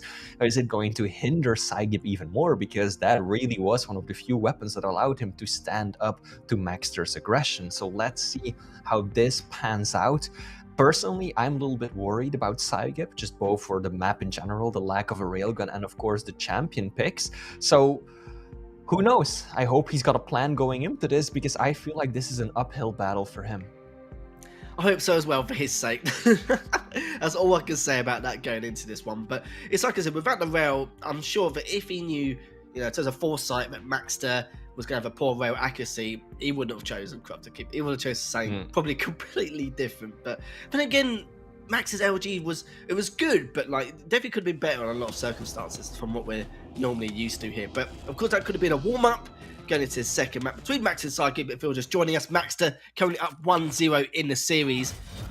Now kicking things off from Cygib's point of view now to see if he could try and tie this up. And already a very aggressive Ghost Walk early on. Will he about to catch him? He does. But all he's done is even out the stack line. Not an uncommon opener, right? I feel like it's almost, like one of the standard chess moves when it comes to playing Corrupted Keep. If you get the super shoddy spawn, why not just rush your opponent off spawn, right? It's like a standard play, but so far, Cygib did manage to do a fair bit of damage going into that, but neither player really getting the upper hand off the start. Maxter, though, showing no signs of backing down, being equally aggressive after picking up the heavy. No time between the items whatsoever. This is usually how Corrupted Keep starts off. It's usually not until a few minutes into the game until we really start seeing an offset and one of the players having the opportunity to tie both of them into their rotation. And now Cygib does pick up the heavy. Try and push it on forward, but does have the info he needs. Was expecting him to come straight through from top mid, but not going to happen as it's going to re-rotate round. Good use of the heavy machine gun. Both these players, again, just keeping a distance, just trying to find an opening here. Good use of the tri-bolt as well. Just a tickle of damage, but it's enough to be a bit of a nuisance here for Maxter. Cygib, again, just not really moving at all from the top side of that red room. Just literally just rotating around, just making Maxter do all the running, basically, and trying to see if he can at least pin him down somewhere in one of the corners of the map. But Cygib does pick up another heavy, keeping the totems in check once again. But Maxter, we know that his patience can wear thin here, Fleas. At some stage, he's going to look for that aggressive push. Now got into the red room. This could be an advantage here for Cygib, but again, just continuing the hold of that high ground. I also really like that Cygib has started to delay the item a little bit. He forced around 7 seconds between the Mega and the Heavy. And part of that reasoning, no doubt, has to do with him being the faster champion of the both. He knows that if it comes down to a race, trying to get both of the items at once, he is so much better suited than his opponent. But of course, he needs the stack to do it, and stack is something he's lacking desperately after that engagement. Maxter definitely putting out more LG damage in that fight. And now Cygib, he's looking for any shred of armor to help him peeking into the red room, but that item isn't up just yet. He does find one of the totems. Sadly, he did run into it, but again, let's see how Sargib goes. Crazy stuff here between the two. 3 minutes passed. No frags to either player's name. And Sargib again just keeping his distance once more. Both items are going to be up almost in sync. As Max is going to have that GA agreement once again. And he probably was a little bit tempted to push Sargib considering how weak he was, but made the assumption that he's probably already recovered possibly from some previous light armors here. But you can see both players just do not want to give each other an inch at all in the slightest. They know one wrong move is going to cost them dearly, but that could be it though. 54 HP dropped. Going to use that Ghost Walk with the aggression, but second guessed himself here, decided to backtrack that a tad, and Max was already just scarfing off straight away. With 4 minutes past, still no frags to either player's name. This could be it though, especially after the direct. Lovely rocket shots there from Psychic. Exactly what he needed and exactly what he was waiting for this first half of the matchup. Those rockets, exactly what Saigip is known for. In my mind, he's one of the best shotgun and rocket users in the entirety of the Quake Pro League, and he's bringing it today as well. Maxter bounced up into the air and then pinned against the wall, not by LG, but by hard-hitting, heavy slamming rockets. Now Maxter is applying a lot of pressure here though. He has the stack advantage. Saigip doesn't have the Ghost Walk. Can't really escape cleanly. Just has to make a run for it, but won't be able to. Maxter right on his case, catches him clean off the spawn as well. And that is why it is so difficult to play a light champion sometimes on these smaller maps. If you don't have your ability lethal, this is exactly what I was talking about. There's not a lot of room to maneuver off spawn on a map the size of Corrupted Keep, so when you get caught off guard, where do you go? You're so squishy. Your stack depletes so quickly, and Maxter knows this too. Certainly does. Ghost Walk comes out though. So Max is just trying to back away, but a little bit of damage there. A little bit of sprinkle, but a huge amount of LG. Finishes him off to the rocket just for extra insurance, and this is exactly what Maxter needed. Mega up in the next few seconds. So is the Heavy though, as Saigib just rotating all the way back around to pick up all the weapons in his arsenal once again. It's a chore, sure, but this will be caught from that jump pad though. Look at the LG coming up from Maxter as well. This is what I wanted to see in that last game. This game we're seeing it tenfold with the accuracy in comparison here. Just throwing up another totem. Not in most unorthodox angles here, but at least he's kept it up there just to a little bit of pressure whilst he's approaching the LG, but it does get taken down in the end. Saigib now only 2 frags behind. I don't think viewers could see this, but Maxter just said, "Ha in all caps in the in-game chat.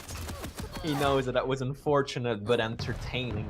He puts it in the right perspective and immediately continues his onslaught once again. Should be able to find out Saigib, yeah. Saigib not really checking his corners right there. It's taken out by the rockets in his way into the rocket room. This is looking pretty good for Maxter. Saigib doesn't have an LG yet, so he can't really take these fights. Yeah, he has got to use the Ghost Walk just to make this push happen. Otherwise, he had no chance of getting close to Maxter. So can the American get out? Sliver of health won't be enough. Oh dear, dearie me. 4 frag difference, no rockets for Maxter in terms of his ammunition, but I'm sure we'll change that shortly. Just going to prioritise picking up the items first. And now Saigib's in a bit of a pickle at the moment here. Maxter's got a huge stack to continue to work with. Only 2 minutes 45 left on the clock. Saigib took a sprinkle of damage there with those rockets. Good use of the LG straight afterwards as Max is just continuing to pile on the pressure here. It does most to get away into the red room, but Maxter knows how weak he is. It's just a matter of how he can at least try and pin him down into that red room here. So I guess been there for quite a while, but finally going to re-rotate round towards the heavy as Max is going to go straight for that mega.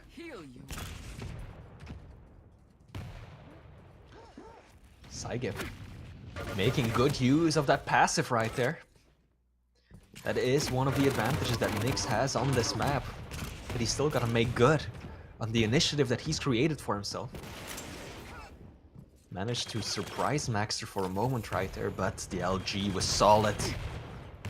And Maxter doing a good job at staying alive. Oh, perhaps a little too fast jumping back into the room, I thought. Or rather, he must have figured that Saigip had already jumped over into the heavy. And now all Maxter wants to do is buy time.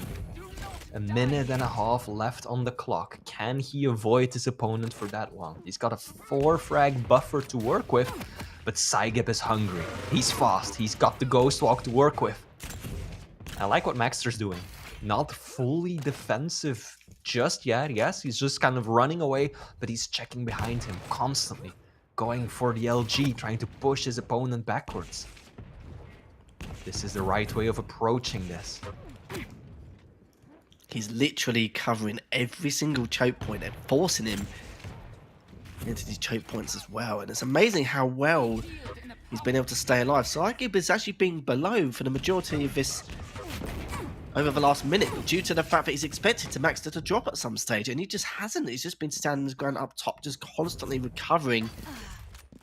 Next to no end here. 45 seconds left here. Still need to find 3 frags, but you're going to have to at least win some of these angels in order to do that, and it's going to be tough against the likes of Maxter. Maxter win that first one straight away with 30 seconds left, and Maxter now just needs to keep his distance, keep the items in control, and he should be perfectly fine. Yeah, indeed. I really don't see much of an opportunity for Saigip to still bring this one back, especially not after losing out on the heavy right there. All Maxter's got to do is now run down the clock. Doesn't even really have to move. He can just position himself as a sentry in the middle of the map. He's even going to chase down another frag, because why not? He knows that Saigip has no stack to work with, and that means that Maxter is going to do his country proud, get himself a 2-0 win already. Yeah, not too shabby, is it? History seems to be repeating itself, and he's clearly heard you earlier on mention him, but statistically it's looking pretty bad in terms of how things are going to go about here for Saigip in the matchup against Maxter, though. You can see on the damage as well. Look at 2163 damage with the LG from Maxter compared to the 594 from Saigip. And you can see again, it's just once more contesting for LG, making sure it doesn't really get much use out of it, even when he does be able to grab it. But even then, though, he had to rely on the rockets a lot, considering the positions he put himself through time and time again, due to Maxter just routing himself really well, just making Saigip's life a misery for that majority of that matchup. Now, the final map. There's still one more to go, and Lethal, you and I, we were both in agreement before we even started that Maxter had the better odds on map 1 and 2. With that map 3, well, that is the one where neither player really has a significant upside or an advantage in terms of the picks, right? It will be, what was it? It was Doomslayer being played by Saigip versus Sorlag by Maxter. Those are our picks on the final map, which is Insomnia, latest map to join the Quake Pro League roster. And if there's any map that is going to allow Saigip to get the victory, I think it was always going to be this one. Yeah, I think most people would assume the same as well, considering this does suit how Saigip plays in terms of his style. But for Maxter, though, of course, with the heavy champion and the mobility there, it's going to be a bit of a struggle. But then again, you remember Saigip with Doomslayer, that's going to be very important for him in order to try and keep control of that top mid and trying to keep his items in check as well. And he definitely knows he could do something about this. And the problem is Rail is back in action. Max is probably warmed up in the tournament setting at this point. So it depends on how he's going to go about this either. Even though Maxter had a 33% accuracy with the LG, he hit a ridiculous amount here. So I think 33% was a nice, percentage in terms of the amount of damage he inflicted onto Saigip earlier on. But very interested to see Maxter's approach on how he's going to try and at least seal a 3-0 on Insomnia. I'm not really too sure how Max is going to try and approach this map in particular, but we know that when there's a new map in the map pool, for example, with Exile, Maxter was very good on Exile. It's just his ammo, in terms of how he wants to try and approach some of these maps, in terms of the new spectacle, in terms of the experience they have. He takes advantage of it in terms of experience every single time. Not too sure if he's going to be like that for Insomnia, though, because it's like he said before, where for Saigib, it does suit his style a lot more in comparison to what we saw in those first 2 maps. Now let's see map 3. We mentioned it at the beginning. So far, Saigib has yet to win a series. That is not going to happen today, but he has managed to take away at least 1 map in almost every single series he played, with the exception of his match against Rafa. So let us see if he can continue that trend that he's got going over the past few weeks and at least take home 1 map. It will at least be a nice little silver lining, get himself some cash in his pocket. But of course, Maxter wants a share of that cash as well. So let's see how this is about to go down. Maxter, Saigib, we already know the overall victor. It is Maxter. But map 3, Insomnia, this is the one where Saigib has always had the best chance of winning. Yeah, we said it from the get-go, didn't we, before this series even begun during the picks and bans, and let's see if Saigib can continue his trend and take 1 map almost every single opponent here. It's a little bit of a shame because that first map could have definitely gone either way, considering how poor Maxter's rail accuracy was. But now he's settled in this series, he's realised he's already won, so he's probably going to be a little bit less pressurised to go into this matchup, knowing that at least he's managed to seal that series victory here. But of course, a 3-0 with a nice little icing on the cake here. Good spit, good rail as well. Looking for the second, doesn't hit it though, but he's already done more than enough damage from the get-go in this matchup. That was a close one. Saigib falling back on the Mega with 4 points of health while covered in that toxic spit. Almost gets taken out by the ability right there, but luckily for him, he was delaying the pickup. Significantly so as well, around 8 seconds between Mega and Heavy. And Heavy is up. Saigib can actually just go in and take it. Maxter wasn't really in a position to punish it. Does land 1 rail on the exit, and again the spit coming in big. But Saigib, finally the LG looking like what we're used to him. Yeah, interesting enough, Saigib with not the best of starts. Max had a blazing start going into this, and he's the one with the first frag. Oh, that was such an important rail here for Maxter. Again, very uncharacteristic of him to miss some of these rails, especially at the angles he's holding. Saigib isn't railable yet. Does have the heavy also, but did take that last rail shot just to try and keep himself away off. Maxter trying to keep himself away. Hits the first one, but he's not going to have time to go for the second at all. And Saigib does pick up the Mega as well. On top of things, very, very important here. Good weapon selection as well. Approaching the Mega.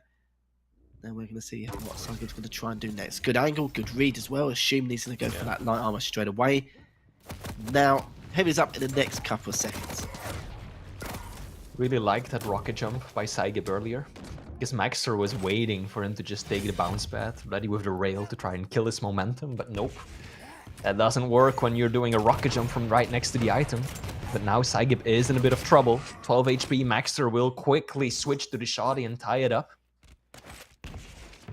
Got an interesting rotation going. Heavy first, 5 seconds later is the Mega. And that gives the person who is not in control quite a few options to actually sneak away one of the items.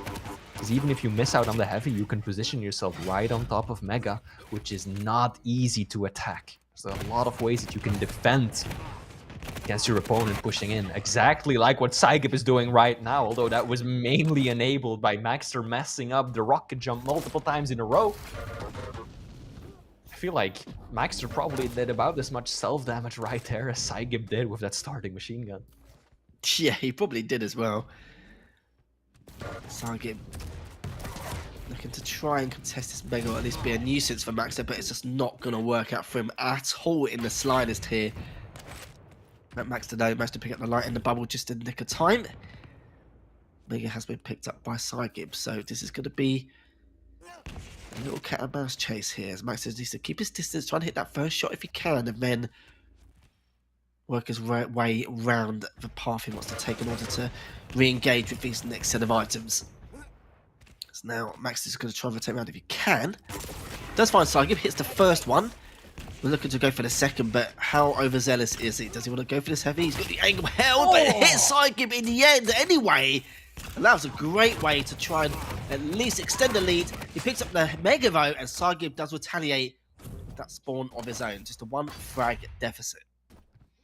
Saigib was the one holding that angle right there, but somehow Maxter still found the kill shot.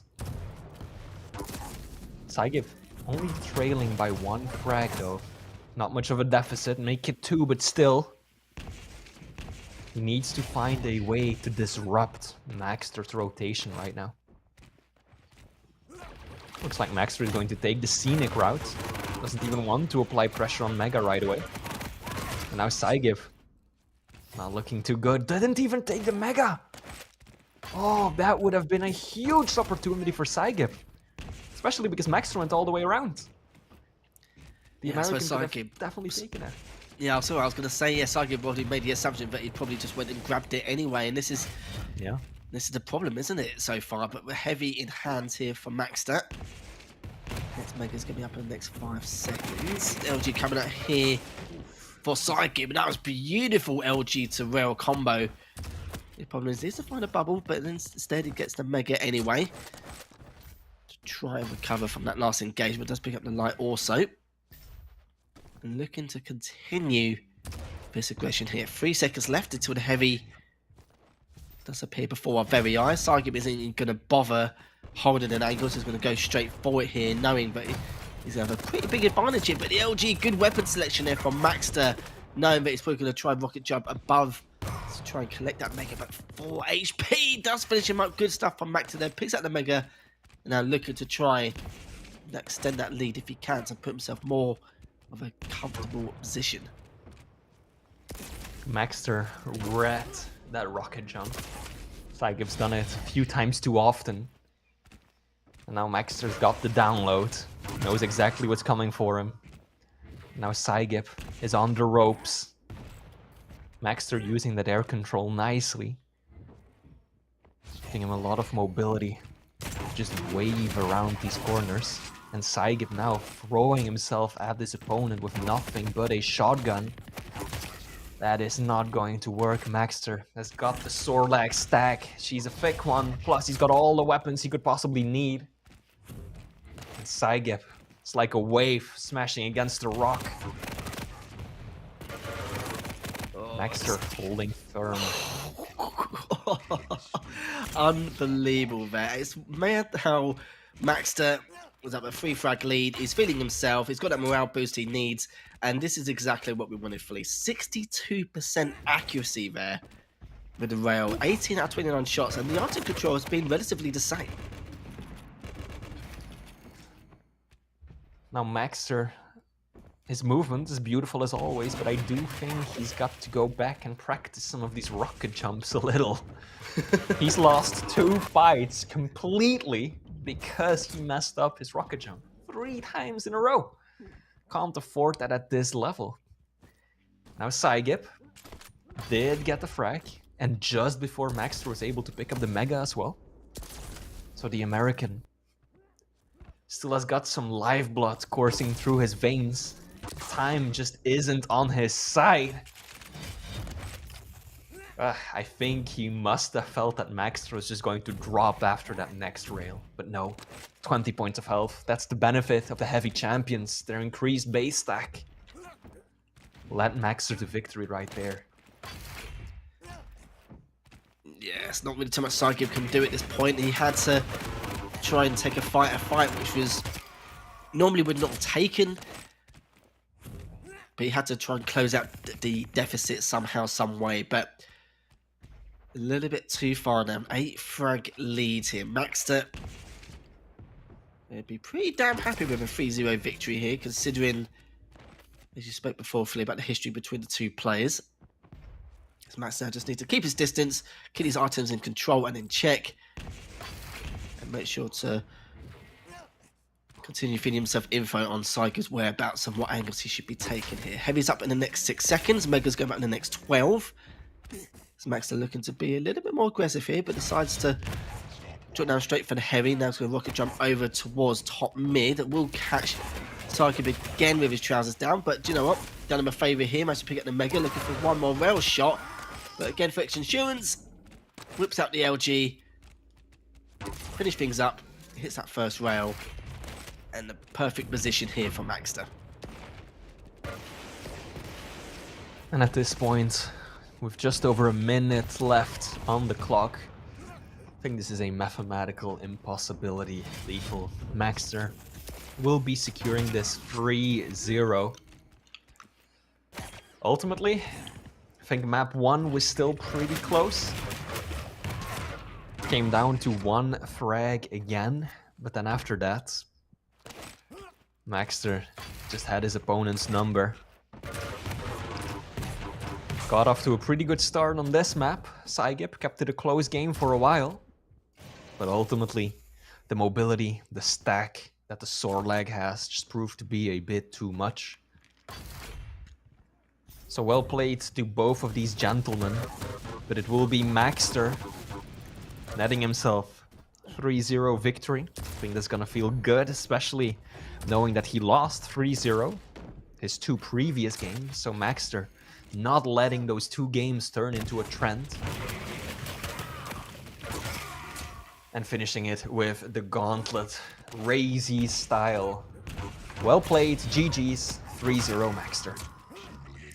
Now at 20-8, things definitely went a bit faster than we expected in terms of the frag count there, but we have to talk about the accuracy of the rail as well from Maxter. I can't remember what it was from the top of my head from when we saw it just before we went up. It was 65% with the rail. I've gone up here, 2,161 damage with the rail. Just absolute madness from him. Completely night and day difference from what we saw compared to the first map in particular, where it was just strange. It's like someone else was controlling his mouse in terms of his accuracy during a lot of those engagements previously. But it's good to see that, of course, in a tournament setting, some people just take a little bit of time. For Maxter, normally he's on the ball of things straight away from the first map, so that's why we thought it was a little bit weird, a little bit strange. But going back onto this map though, where I kind of feel it can be a little bit more difficult in terms of holding these great angles, and that kill shot there was just ridiculous. I think that one shot literally called it for me, and I was just like, yeah, this is where Max is just going to go on the hunt and just go on a mad one.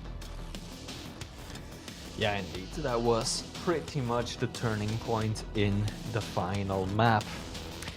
Now, Maxter said it earlier, right? There's definitely some room for improvement. Even though he came out on top, I think that there were definitely a few mistakes, right, on multiple of these maps, in particular the rocket jumps on Insomnia. That could have very easily gone so much worse, especially because he ended up not giving up just the frag, but also multiple key items that way. So fortunately for Saigip, he wasn't really able to capitalize off of that all that much. But Maxter, not a flawless game, has to be said, but overall, once again, a really solid performance. Congratulations to both of these players.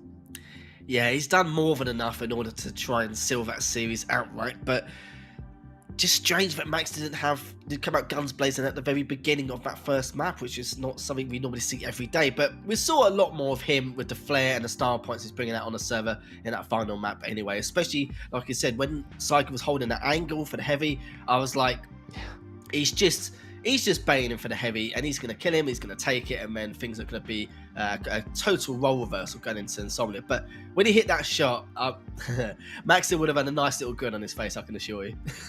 Oh, yeah. Now, overall, just a fun series, right? Maxter typing ha ha ha in all caps in chat as well when Saigip knocked him into the lava on Corrupted Keep, was also, of course, a fun moment. So both of these players very respectable against one another, showing a lot of respect, a lot of politeness. So good series all around. I'm waiting for Saigip to get that first win. He's come close multiple times, very often securing at least one map. He just needs that one breakout performance still in this season. So I'm hoping that we don't have to wait too much longer for that. Yeah, I hope so for his sake as well. It's just a matter of time, really. Eventually, he will get that first win. It just depends on who it's going to be against anyway. But speaking of that, though, that's 2 matches done and dusted, and we've still got 2 more matches left to go. We've got Avic versus Chain coming up next, and then the final series of the day will be Dramas versus Kilson. So, guys, don't go anywhere. I'll be back in just a few minutes.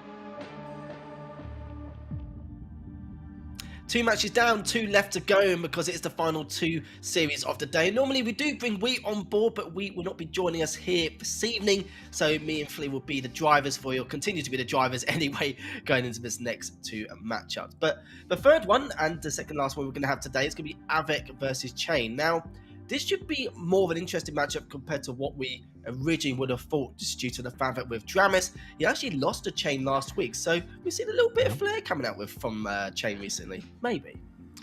Absolutely, yeah, because on the one hand, Chain really hasn't had the best start to the season, right? I'm looking at my notes. He lost to Maxter, Kilson, Wenger, and Zeneku, so 4 losses in a row, but he's kind of turned that around, and his 2 previous matches have been wins, and not against just about anyone. First he beat Saigip, and then just last time around he beat Dramis, and Dramis is someone who has taken down some absolute top-tier players this season so far. So Chain, is this the start of a resurgence? Right? So far, in terms of scoreboard, he's more towards the bottom, but of course, like you mentioned at the beginning, plenty of weeks left to be played. So let's see what Chain can bring to the table today. Yeah, we will do indeed. I was just checking my notes as well, and just the fact that with Chain, he did defeat Jamis 9-8, 6-5, and lost 12-7. So it was very, very tight matchups. Like, you know, each of these were by 1 or just a handful of frags. It was very, very close between the 2 of those 2 going at it anyway. But is this a resurgence, like you said, from Chain? I don't know. This is something we need to see from him against multiple opponents, isn't it? It's that consistency we really need to see from both of these players. But of course, the picks and bans will also be important going in, just to see exactly how these are going to match up, on what map, when, and how. Next up, we'll be starting off with Vale, which is going to be Chain's pick, and off to Corrupted Keep. Seeing a bit of a trend here at Corrupted Keep. We literally had that's the second map every single time. And we do have Awoken as the final map is. So we haven't really got, you know, many of the bigger maps, or in terms of map geometry anyway, like the Ruins or Blood Covenant, which is a little bit strange, but it's more just due to the fact that for Chain, he doesn't want to come up against Avec on Ruins, because Avic's very, very good on Ruins, no matter what anyone says. And for Avec to ban Blood Covenant, I think that's quite interesting in itself. But what do you think in terms of the picks and pans going into this, Flea? Yeah, again, Galena being picked 3 times in a row in terms of series shows just how popular she can be on some of these maps, such as Keep, which is what we've seen around so far, but Veil of Nav, also a very popular pick. Very important teleporter around the middle of the map where you can easily knock that down, as well as put those totems down towards the railgun area. Can be so powerful. But on the other hand, Ranger, not a bad counter pick. Veil is of course a map with a ton of verticality, and by using that orb, you can easily avoid having to take tricky bounce pads up or having to go to a teleporter. So pretty balanced picks right there. Then map 2, Corrupted Keep, we're seeing the BJ come out first time today versus the Eisen. So first time that we're seeing either of these champions picked today. Also, pretty standard choices, at least a lot more standard than the Nyx that we saw Saigip pull out in the previous time when Keep was played. So, you know, you've got the BJ, the dual wield, lots of extra damage, but the Eisen can give you so much information, plus that turret can serve as a very powerful distraction. And then on the last map, Awoken, Doomslayer is of course one of the most meta picks on that map. The double jump so powerful around the center area of the map versus the Visor, and we know just how much Avec likes visors. His game sense is already tremendous, so if you add that piercing sight to his arsenal, it can really help him keep track of where his opponent is at, line up those railguns. We saw it in the recap for last week, right, when Avec was playing, I believe on the Ruins it was, he also made tremendous good use of visor. Avic's so good, even with piercing sight. Now it's basically cheating on his part, isn't it, going into this series on that final map. But and you can see as well, with those first 2 maps, the Galena pick is normally tradition, you would say, in terms of both Corrupted Keep and Veil. And I suppose with the Ranger being selected by Chain, Avec had a choice where to either just select the Galena now, go into Veil, or maybe try and save it for Corrupted Keep. But there's always that chance where Chain could also select the Galena, which would be a little bit tough nut to swallow anyway for Avec going into Corrupted Keep. So it makes sense to why he selected the Galena straight away and not giving Chain the opportunity, or giving himself the opportunity rather, to use it Corrupted Keep. Seeing the Eisen as well, we've seen a real mashup or real mixed opinions on how Eisen is used on Corrupted Keep. There's some players out there where they've used him really well, like really took advantage of the turret just for info and all that damage you can use, especially for trying to contest some of his items or some of the weaponry across the map. But there's been times where they've used the item, but it's been pretty useless, and it kind of makes you think, well, you might as well just use any other champion to try and at least make something of it. But for Avid, though, I'm sure he's got something up his sleeve with the Eisen. It's not something he's not used once before anyway. And then going into Awake, it's like you said, Doom, very meta, very standard, even in competitive play, professional play, or matchmaking going into ranked. That Doom is always going to be there. And for the visor pick from Avik, I'm excited to see exactly how he's going to approach a lot of these items, or try and at least tackle his opponent with that piercing sight, depending on how weak Chain is going to be. But I want to know your prediction here, Flea. I want to know your prediction, mate. What do you think is going to happen here? I mean, in terms of maps and picks and bans, I think it's very balanced. But just looking at these players' match history, right? They've played twice in the history of the Quake Pro League. Avik won both of them 2-0. And also, just considering the standings right now, Avik is looking extremely strong. Currently 3rd place on the global leaderboards. Yes, he's played a lot of matches, but he has taken down some absolute top players like Razy and Maxer. Maxer was just the one he beat in the previous week. So I'm going to have to go ahead and give this one to Avik. I really hope that Chain can bring us a spectacle, that we can see him deliver the gameplay and the standards that we know he's capable of. But generally speaking, even though I think the picks and bans are very balanced, I think that Avik has just been looking really good these past few weeks, and I think he'll be able to continue that if Chain shows even the slightest weakness. This is the problem, is it? Little room for error against the likes of Avik anyway. I do agree that I think Avik's going to win this 2-1 or 3-0. Reason why I say maybe a map could be at least done or at least taken by Chain is just maybe due to the server selection. But apart from that, that's the only reason maybe you can maybe sleep one. But saying that though, you never know. Chain could of course bring up some complete mad upset, like hopefully it'll bring a lot more flair going to the server anyway. But speaking of going on to the server, we're going to do just that for you guys at home. This is the second to last matchup of the day. It's going to be the first map between Avik and Chain, and it will be on Vale. And let's see exactly what shenanigans these guys are going to be up to, starting off from Avik's POV. Big delay of the Mega by Avik. I think Chain is going to be aware of that though, so it should not take him by surprise. But I like the confidence from Avik right there. You don't delay your starting item if you're not confident in your own ability to get the upper hand in that first cycle, or to at least not lose out on the status quo. Now Heavy is about to spawn. Chain actually giving up on it completely. Now Avik is definitely in the better position to make a move for it. Chain went to pick up the LG. He was still lacking that weapon, and of course without it, there's very little you can do if a player drops on top of you. This is a very interesting start to this map. Mega and Heavy have both been up for quite a while, and that is a beautiful rocket by Avik. Plays it safely though, I like that. I like that. Curbs his aggression for a perfect read instead. Beautiful. Down goes Chain. Avik knew exactly what he was going for right there. Yeah, good read, good weapon selection as well. Didn't get overzealous and just go the same route. Avik is available, but of course hasn't got a route to his name as of yet. Avik's going to be okay, just replenishing his LG ammo. Good little rocket there, 59. He's going to see if he can get a little bit more done, but he's still got the angle to stop him from going for that Mega, but because of that first rail miss, it does mean that Chain will pick up for himself, and he can continue to challenge if he likes. It just depends on if he can make the right read or select the correct path. Good rocket again, looking to try and get another great rocket comes out from Chain, and it's going to be all tied up. Chain getting away with a bit of a miracle right there. Rocket jump did not go the way he intended, yet still he was able to walk onto the Mega and secure it for himself. But now Avik is looking good. Ooh.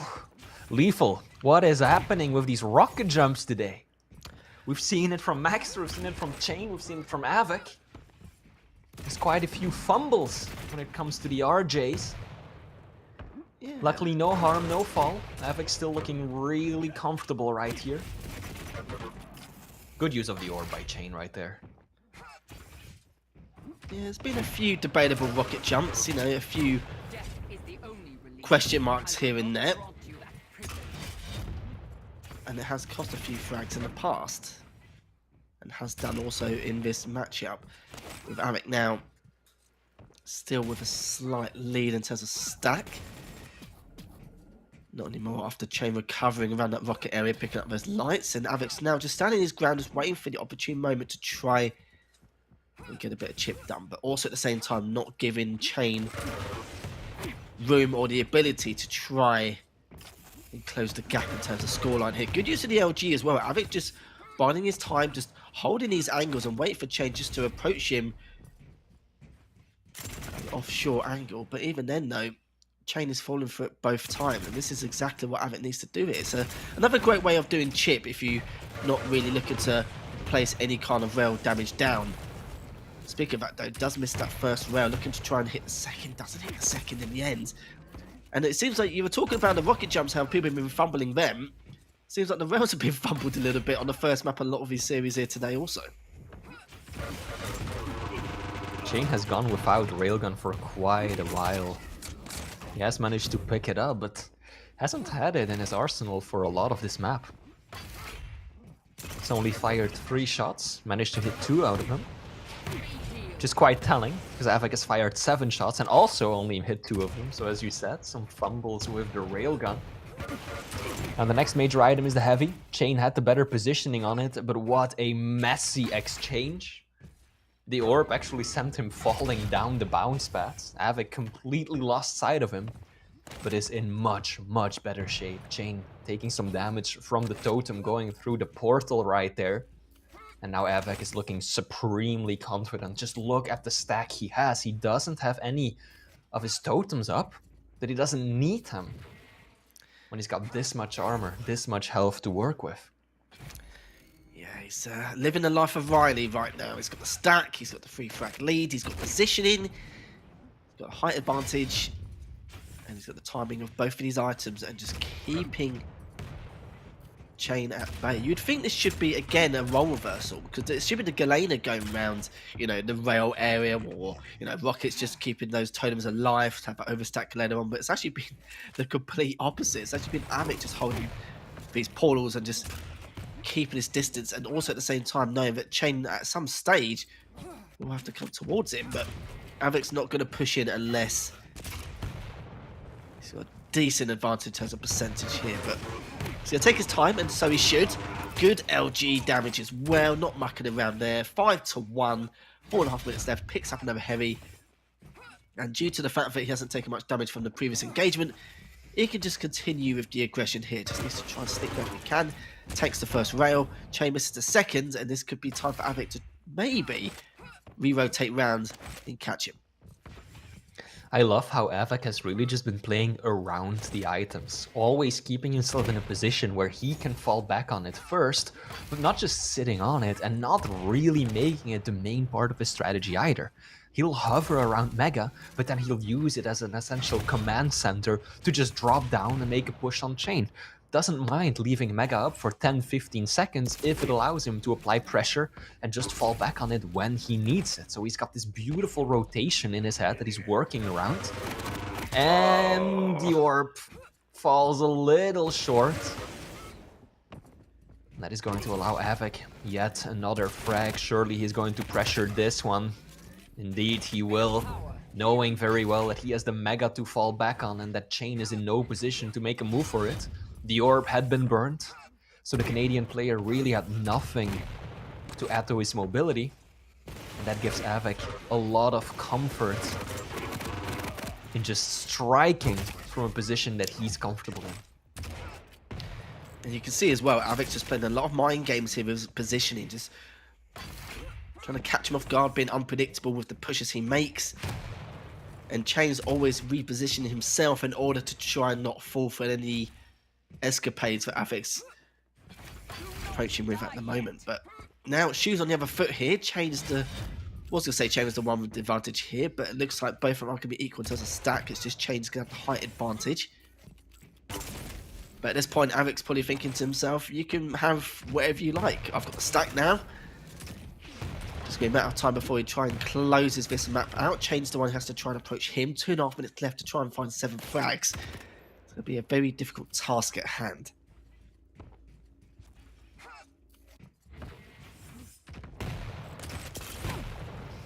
Oh, that's a good rocket. That's an opportunity for Chain. Time is not his ally right now, but should be able to pick up Heavy, make his way over to the Mega. Actually, he's leaving Mega up. He wants to hurt Avik because he knows that he can't delay this comeback much longer. Now, looking at the items, Lethal, 18 majors for Avik versus just 9 held by Chain, literally double, going the way of the Polish Prince. That just shows how dominant Avik has been controlling the flow of this map.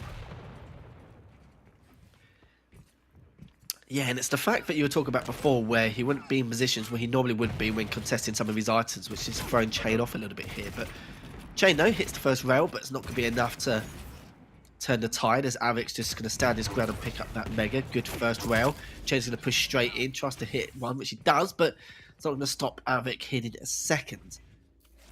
It's now Chain looking for that rail spawn, just rotating around for the LG up to the TP. But Avik's going to be more than happy to take that fight, especially with him going up on the jump pad.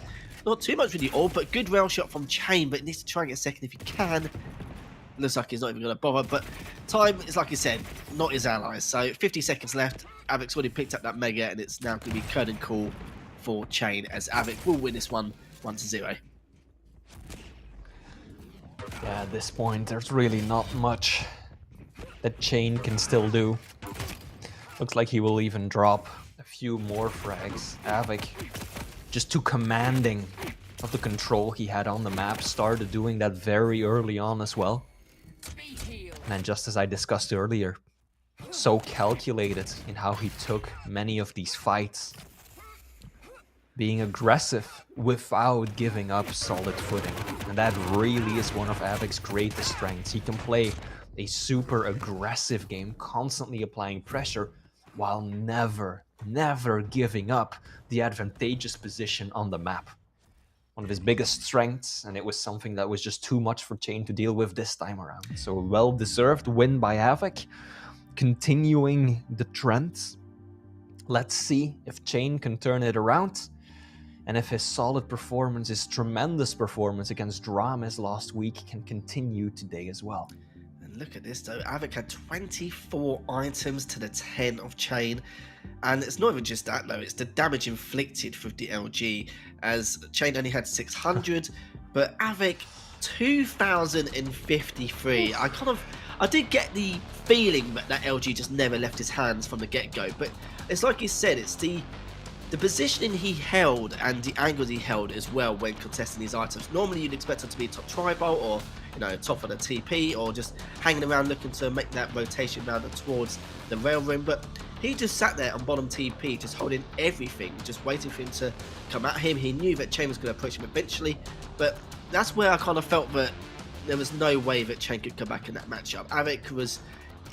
The chaos was there, but the problem is the fact that Avik just really bided his time. He wasn't really too bothered or too overzealous with some of the cleanups he wanted to initiate. He just knew that forward at some point, Chain is an aggressive player. He will try and make that initial move. It's just a matter of time before he can continue to collect those frags to his name. 10-2, not too shabby. Absolutely not. Avik flying out of the gates. Exceptional start. Now map 2. Be a very different change of pace. Corrupted Keep, where we're getting to see the BJ played by Avik versus the Eisen ran by Chain. Now that's going to be interesting, right? Because we've got Eisen on the one hand, the deployable champion, able to drop down that turret, gives you a lot of information about the whereabouts of your opponent, plus serves as a great distraction and an extra source of damage mid-fight. But then on the other hand, you've got Avik running the BJ, if I'm not mistaken. Or no, it's actually the opposite. No, wait. Avik is running the Eisen and Chain is running the BJ. My mistake, I was looking at the lobby where players were not yet switched to their proper champions, but indeed, Avik running the Eisen, and then Chain will counter with the BJ Blazkowicz. So he's got that sudden boost in damage, the spike coming out from the dual wield, which can prove to be extremely powerful on smaller maps like Corrupted Keep. That's right, and it's been another trend, isn't it? I think it's been a key word here. Corrupted Keep, again, it's been a lot of people's favourites here, or just selecting it due to the fact that better maps have been taken away from. But for Corrupted Keep, they'll have to see. Do you know what? Actually, I just thought about it as well. We're talking about the LG damage and the accuracy from Avik. You've got to be severely worried for Chain. Don't get me wrong, who has server advantage, but the problem is going to this matchup, the way Avik's been playing and how well he's been performing with what he's been doing in terms of the rotations he's been making and the adaptation as well. That LG is going to be a huge amount to play here, and even with the bigger stack, I do worry for Chain on a lot of situations depending on where he positions himself on the map. Yeah. Now, no champion really has anything to speak of in terms of movement, right? So that should at least help the player on the back foot have a slightly easier time making a comeback happen, right? In comparison to, say, you're playing Galena versus Strog, if you then fall a few frags behind and you're down to the final minute or two, you're fighting a tremendous uphill battle because your opponent is so much faster than you. So that is not going to happen this time around. So we might see a little bit less of a snowball happening on Corrupted Keep, which is typically a very snowball-heavy map. But still, like you said, Lethal, I share your concern. Chain is going to have to be very, very careful here, because if Avik gets just set up on the map, has got that turret into the position that he wants it, and is cycling the items in a similar way to the previous map, then I really don't know what's going to happen. So Chain, I think he's got to start coming off aggressively right off the bat, not be put himself on the back foot. Yeah, I think he knows what needs to be done as well. We're just going to reset the lobby, so just a slight delay before we go to the second map here. At least it will give Chain some time to collect his thoughts and decide what he needs to do. But what do you feel like Chain needs to do compared to what we saw on Vale? We know that from Vale, completely different map entirely in terms of verticality. The size obviously quite similar, but again, it's all about keeping his distance, getting the chip damage with the heavy machine gun. Do what Avik does as well and try and catch your opponent with the LG. We've seen that quite a lot today. In comparison to what we've seen in previous weeks, just something just a little bit different really entirely. We have seen it of course in past seasons of course, but we've seen it a lot more often in comparison. So is there anything you'd probably say to Chain to say exactly how he can try and recover, especially when it's been on his server as well? I mean, I think that the most important thing that he has to do going into this is try to avoid those mid-range LG fights, right? We saw just how powerful Avik was with the lightning gun. You mentioned it yourself, an enormous disparity in terms of lightning gun damage. So for Chain, I think he's in a position where he should not go for these head-to-head battles unless he can come out swinging and he can just pull out the dual LG, has got that upper hand over his opponent before the fight even starts. Other than that, I think he should be banking more on setting up traps, going for the rockets, playing with the shotgun out, and just prevent Avik from getting into that rotation, right? He's got to know by now that Avik is looking to apply pressure and that Avik is not just going to sit pretty waiting for the item to spawn. He's going to hover around it, check all of his entrances, all the exits, and he's even going to go far out into the map knowing that he can fall back on the item. So Chain needs to be aware of that, and he needs to calculate it into his battle plan.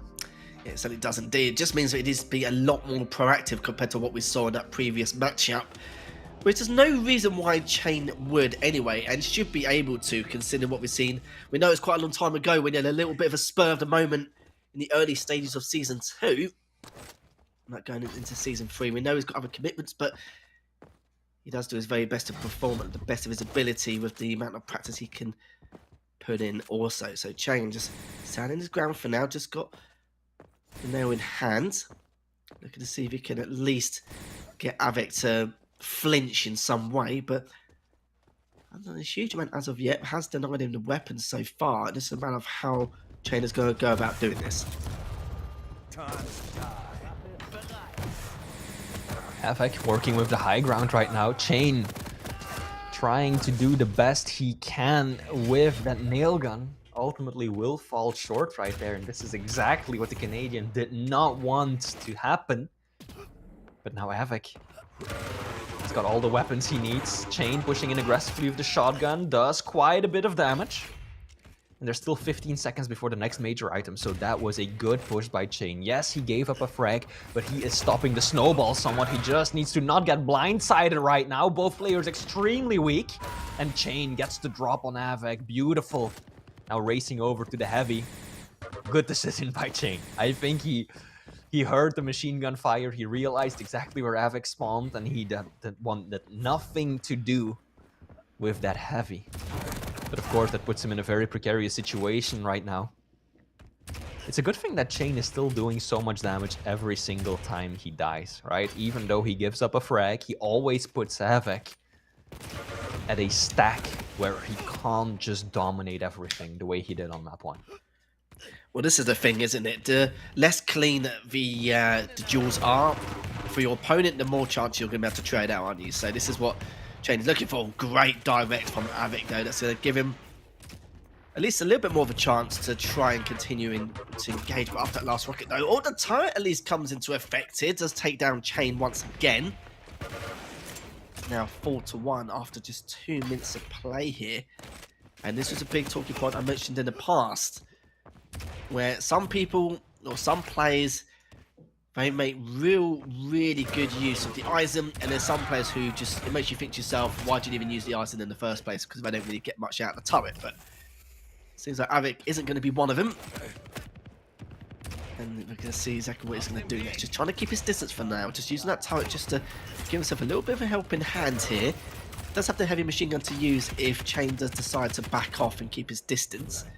But it looks like he's given Havoc a chance here to recover, whilst Heavy is going to be picked up any second now. Havoc's going to get a rough estimate as in the timing, whilst he picks up that Mega. Havoc is definitely making good use out of the turret, helping him out massively. Even if it's not doing all that much damage or getting the frag for him, it still provides such a good barrier against Chain's aggression, right? That's what we just saw in that previous engagement. If Havoc didn't have the turret to work with, Chain would have just pushed him with the shotgun and in all likelihood walked away with the frag. But because Havoc was able to just shut down that doorway with the turret, Chain was unable to push him off the spawn and couldn't make the move that he intended on making. So solid use of the turret, definitely an added value for Havoc this time around, and Chain needs to find a way to get around it. I also like that Havoc is holding on to the turret. You know, he's not just placing it down randomly, hoping to get a little bit of information out of it here or there. He's consistently saving it for when the fight actually breaks out, or just before. Can we talk about stats a little bit here, Flea? I think we might have to do LG in terms of damage. Havoc 1001, Chain 0. So he's not had a single bit of damage done with the LG. That's probably because of the fact that Havoc has denied him the LG on a number of occasions. But yeah, just absolutely balmy stat. I had to throw it out there. I was actually shocked you didn't actually point out yourself, Flea. You are the stat man himself, so I was quite surprised by that. But it's all right. I've got you covered anyway. As Havoc now, thanks, man, standing his ground top mid, waiting for him or down and to go for that Mega, but did a nice chunk of damage, a nice little direct as he's approaching that Mega, which makes it technically obsolete. Looking to see if we can do a bit more raining rockets down. Turret comes down, also just making enough issue for Chain, but Chain's the one manages to come back, gets to Heavy. As you can see now, in terms of stats, not looking too shabby here, just doing a bit of damage with the MG. Finally got, well, actually I was going to say a little bit of damage with the LG. No LG damage as of yet, but I'm sure it will come at some stage. Solid LG by Havoc, especially considering that he's aiming down. Those vertical shots are always more difficult to hit. Feels like every single time that Chain gets any sort of advantage, gets solid footing on the map, Havoc is immediately back in the ring, challenging him, putting him once again on the back foot. And like you said, Chain hasn't really been able to do much with the LG. Feels like every time he gets herded into the LG room, it ends up going bad, and ouch, ouch, ouch, the turret! First gets the frag, and then Chain is forced into a respawn right next to it. And that is going to start the snowball. Still the turret up in the red room. Chain knows he can't be there. And look at this LG lethal, that's murderous. 1,700 points of damage, more than half of all the damage Havoc has dealt so far has been with the Lightning Round. Yeah, Havoc, of course, got one of the best LGs in the game, period. Definitely in the top 5 from what we've seen in the past. And he's proving as to why. Here's the dual wield, but it's not going to take the bait. Just standing his ground at bottom rockets. Now going to back away again. Megs up in the next 13 seconds. Going to rotate all the way around. And does have the turret in play if he wants to throw another one down. But he's already got one in the LG. So he's waiting to see if Chain does go through the TP. and then meet his maker with that turret. But it seems that he's taking quite a lot of damage, and yeah, it just seems like so far the chain to contest that Mega wasn't worth it in the long run. Again, last time he went for the Mega, he got hit by a direct. This time around, he got hit with more than 100 damage. So sadly for him, wasn't able to get anything better the second time round.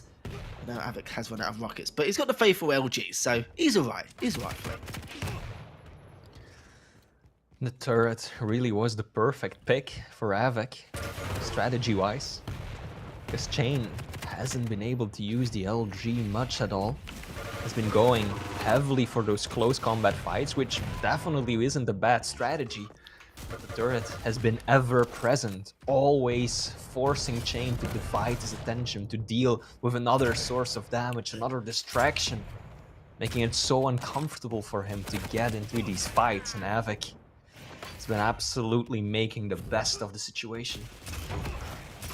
Again, another direct onto that Mega, 137 damage taken to try and contest it. Avic always in position to make sure he can do the best of his ability in order to either try and grab the Mega or at least make your life hell going for it. 14-4, 2 minutes left. It does look like it's going to be a 2-0 victory here for Avic. As long as he doesn't do anything too silly here, Flea, but we're pretty sure Avic's going to be alright. I think so too. 2 minutes left to go for 10 frags. This is Corrupted Keep we're talking about, but even on this map, Lethal, I just don't see it happening. I think we can safely call the GG already. Avic just has to play a defensive game, forcing Chain into him. And every single time the Chain has to contest with, the turret has to fight that thunderous LG, it just isn't going in his favor. So Avic should be able to just walk away with this one. Yeah, 9 frag deficit, not going to happen, mathematically impossible.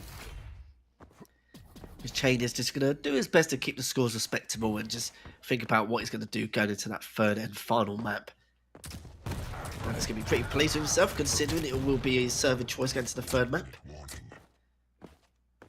Chain is just going to do his best, like I said, keep it as competitive as possible before we go into the next one here. And he's got a lot to think about as well. And the best thing was something you pointed out, Flea, was the fact that, yeah, just the guy needs to avoid those LG engagements on top mid against Avic.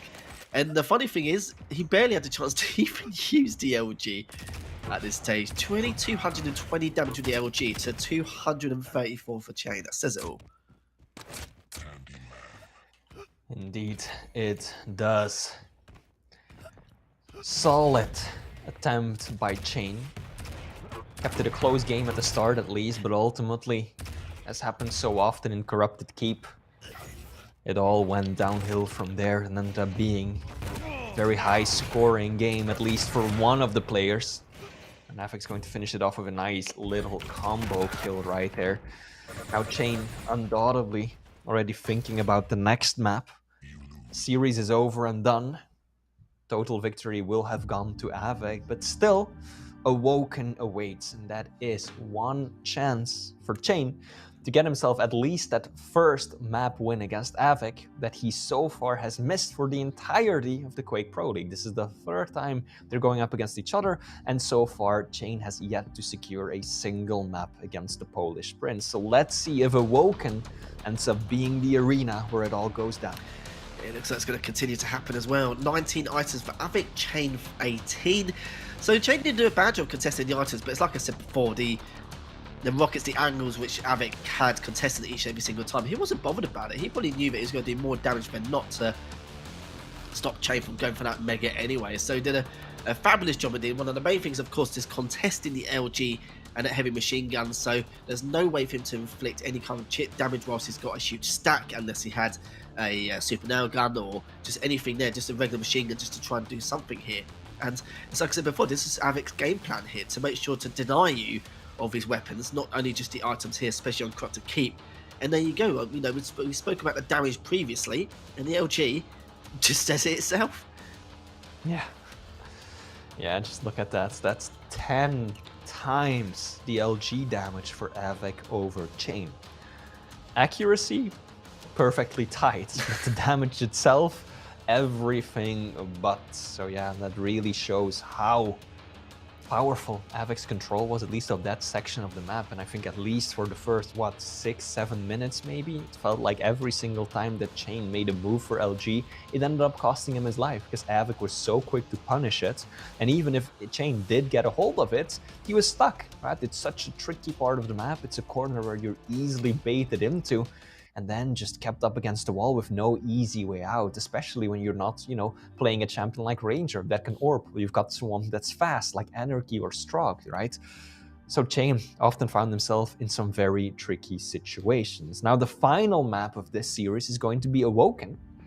Avic will be running his trusty Visor, and Chain will be playing Doomslayer. So it's a battle of information by Avic, representing Team Endpoint, and Chain is all about that mobility. Yeah, the Endpoint man's looking for that 3-0 sweep, which doesn't surprise me in the slightest. And I must say as well, go back into that second map, his turret placements are so good. Always using it to contest the heavy if it was nearby.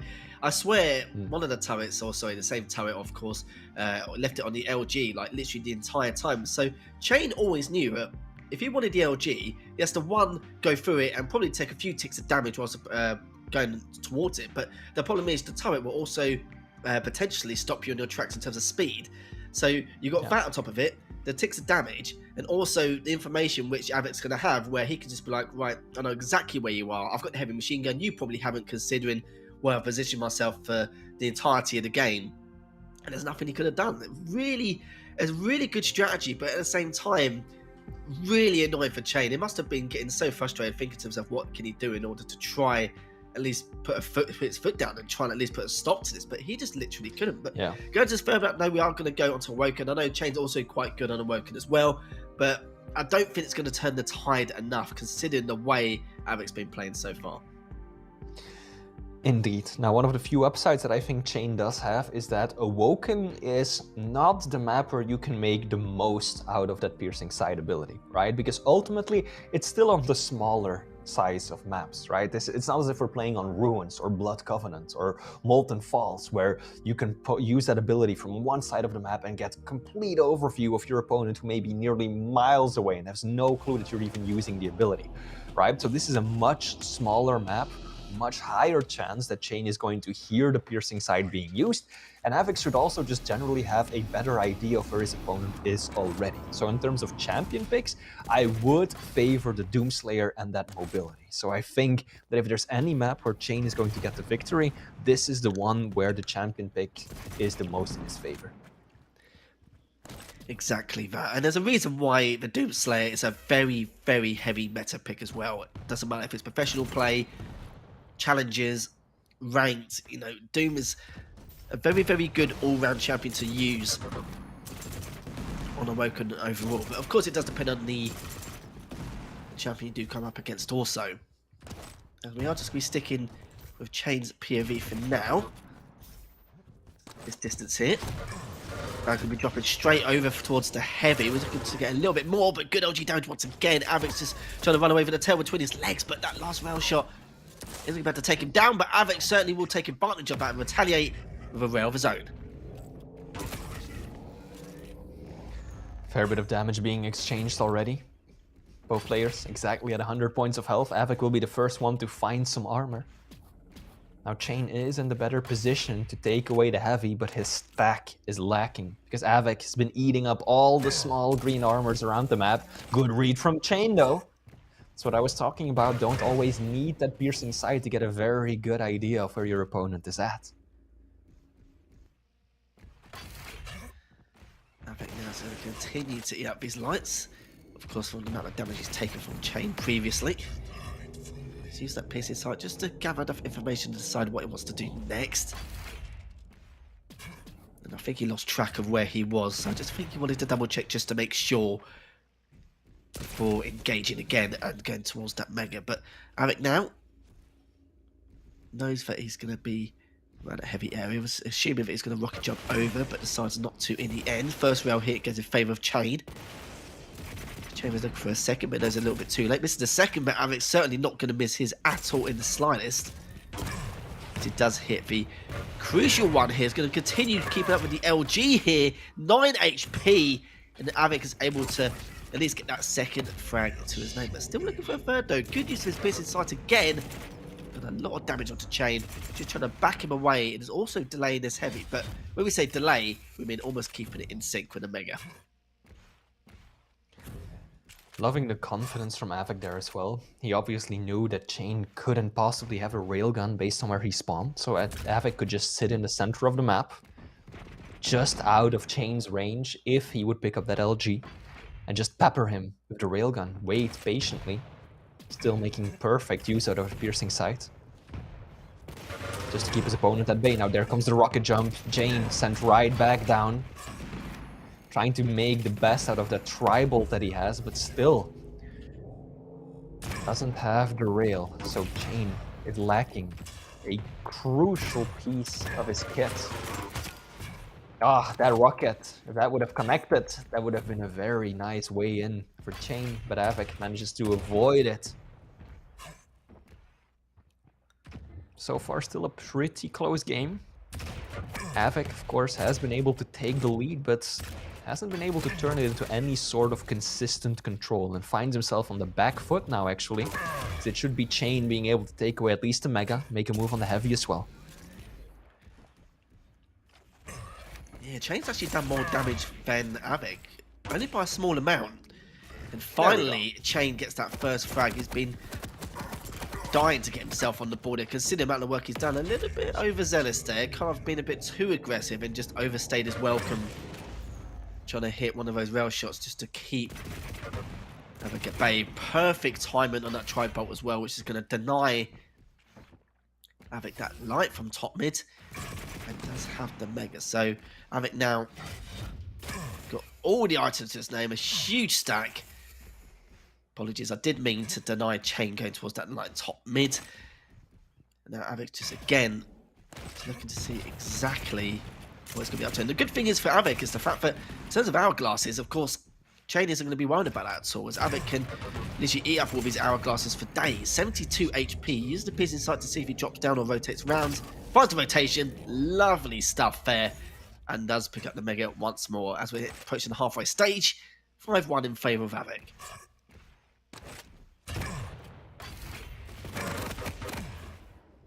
Indeed, the hourglasses are playing heavily in Avik's favor. Oh, the LG! It really felt like a fight that Chain should have won, especially since he got so much unreturned damage in Avik's back. Oh! Okay, that's a freebie for Chain. A little nudge. Barely a tickle of LG was enough to send Avik, of course. But Chain can't push in. The LG is just too strong, and here we go, Avik. This is the Avik aggression, leaving that item up just to hurt his opponent a bit more, just to hound Chain till the edge of the map. This is the Avik that we all know and love. So there's indeed a little scuffle there around top mid and Mega, but it looks like Avik does come out on top of that little engagement. Thanks to that rail, but it was actually waiting for him to go past that TP, but didn't get the opportunity. But it looks like Chain's making the right move. They're just backing away, having a GA agreement once again. Just go for that heavy in the Mega, but it looks like Avik's having absolutely none of it here. And really about to take him down. This is going to be that's crazy. Here's the jump pad. Literally dancing on death's door here. Chain just trying to at least do something or get out of the position he's in, but at the same time, though, Avik's done a great job wasting lots of time because he's got that 4 frag lead. Chain may have had a lot of armor in that situation, but this is Quake. And armor does not just act like an extra health stack, no. It eats up a portion of the damage that you receive, while the rest still goes straight to your health. So Chain, even though he had 100 points of armor after securing the heavy, left with just 15 health to work with, still put him in an extremely precarious situation where he couldn't move because one rail would still take him out. And now look at this LG Avik, he is relentless lethal. The LG has really been his star weapon for the entirety of this map, even though his rail has been nothing to be ashamed of either. The LG pushes have just been so clean, so decisive. Certainly has been indeed, but the Rails have come out trumps here for Chain on a number of occasions. 4 frag deficit, has time to play. Try and claw this back and close the gap if he can, but he's going to have to take some ridiculous risks here. That's one of them. That's going to help himself out massively here. 3 frag deficit now. 2 minutes and 20 left on the clock, but he has to keep these frags as clean as possible in order to try and tie this up. 64% accuracy with derail there for Chain. 46% for Avic, but it's been his LG's trademark weapon, as you rightly mentioned earlier. Flavor Avic has been relying on for the entirety of this series. Chain misses the first one. Decides to go at LG, back to the Rockets to see if he can at least do something here. That's a little bit dumb, but hits that next rail and decides just to let them have that heavy, whilst Chain does pick up the Mega. But time's a ticking here, Fleet. 90 seconds left on the clock. Chain needs to do something.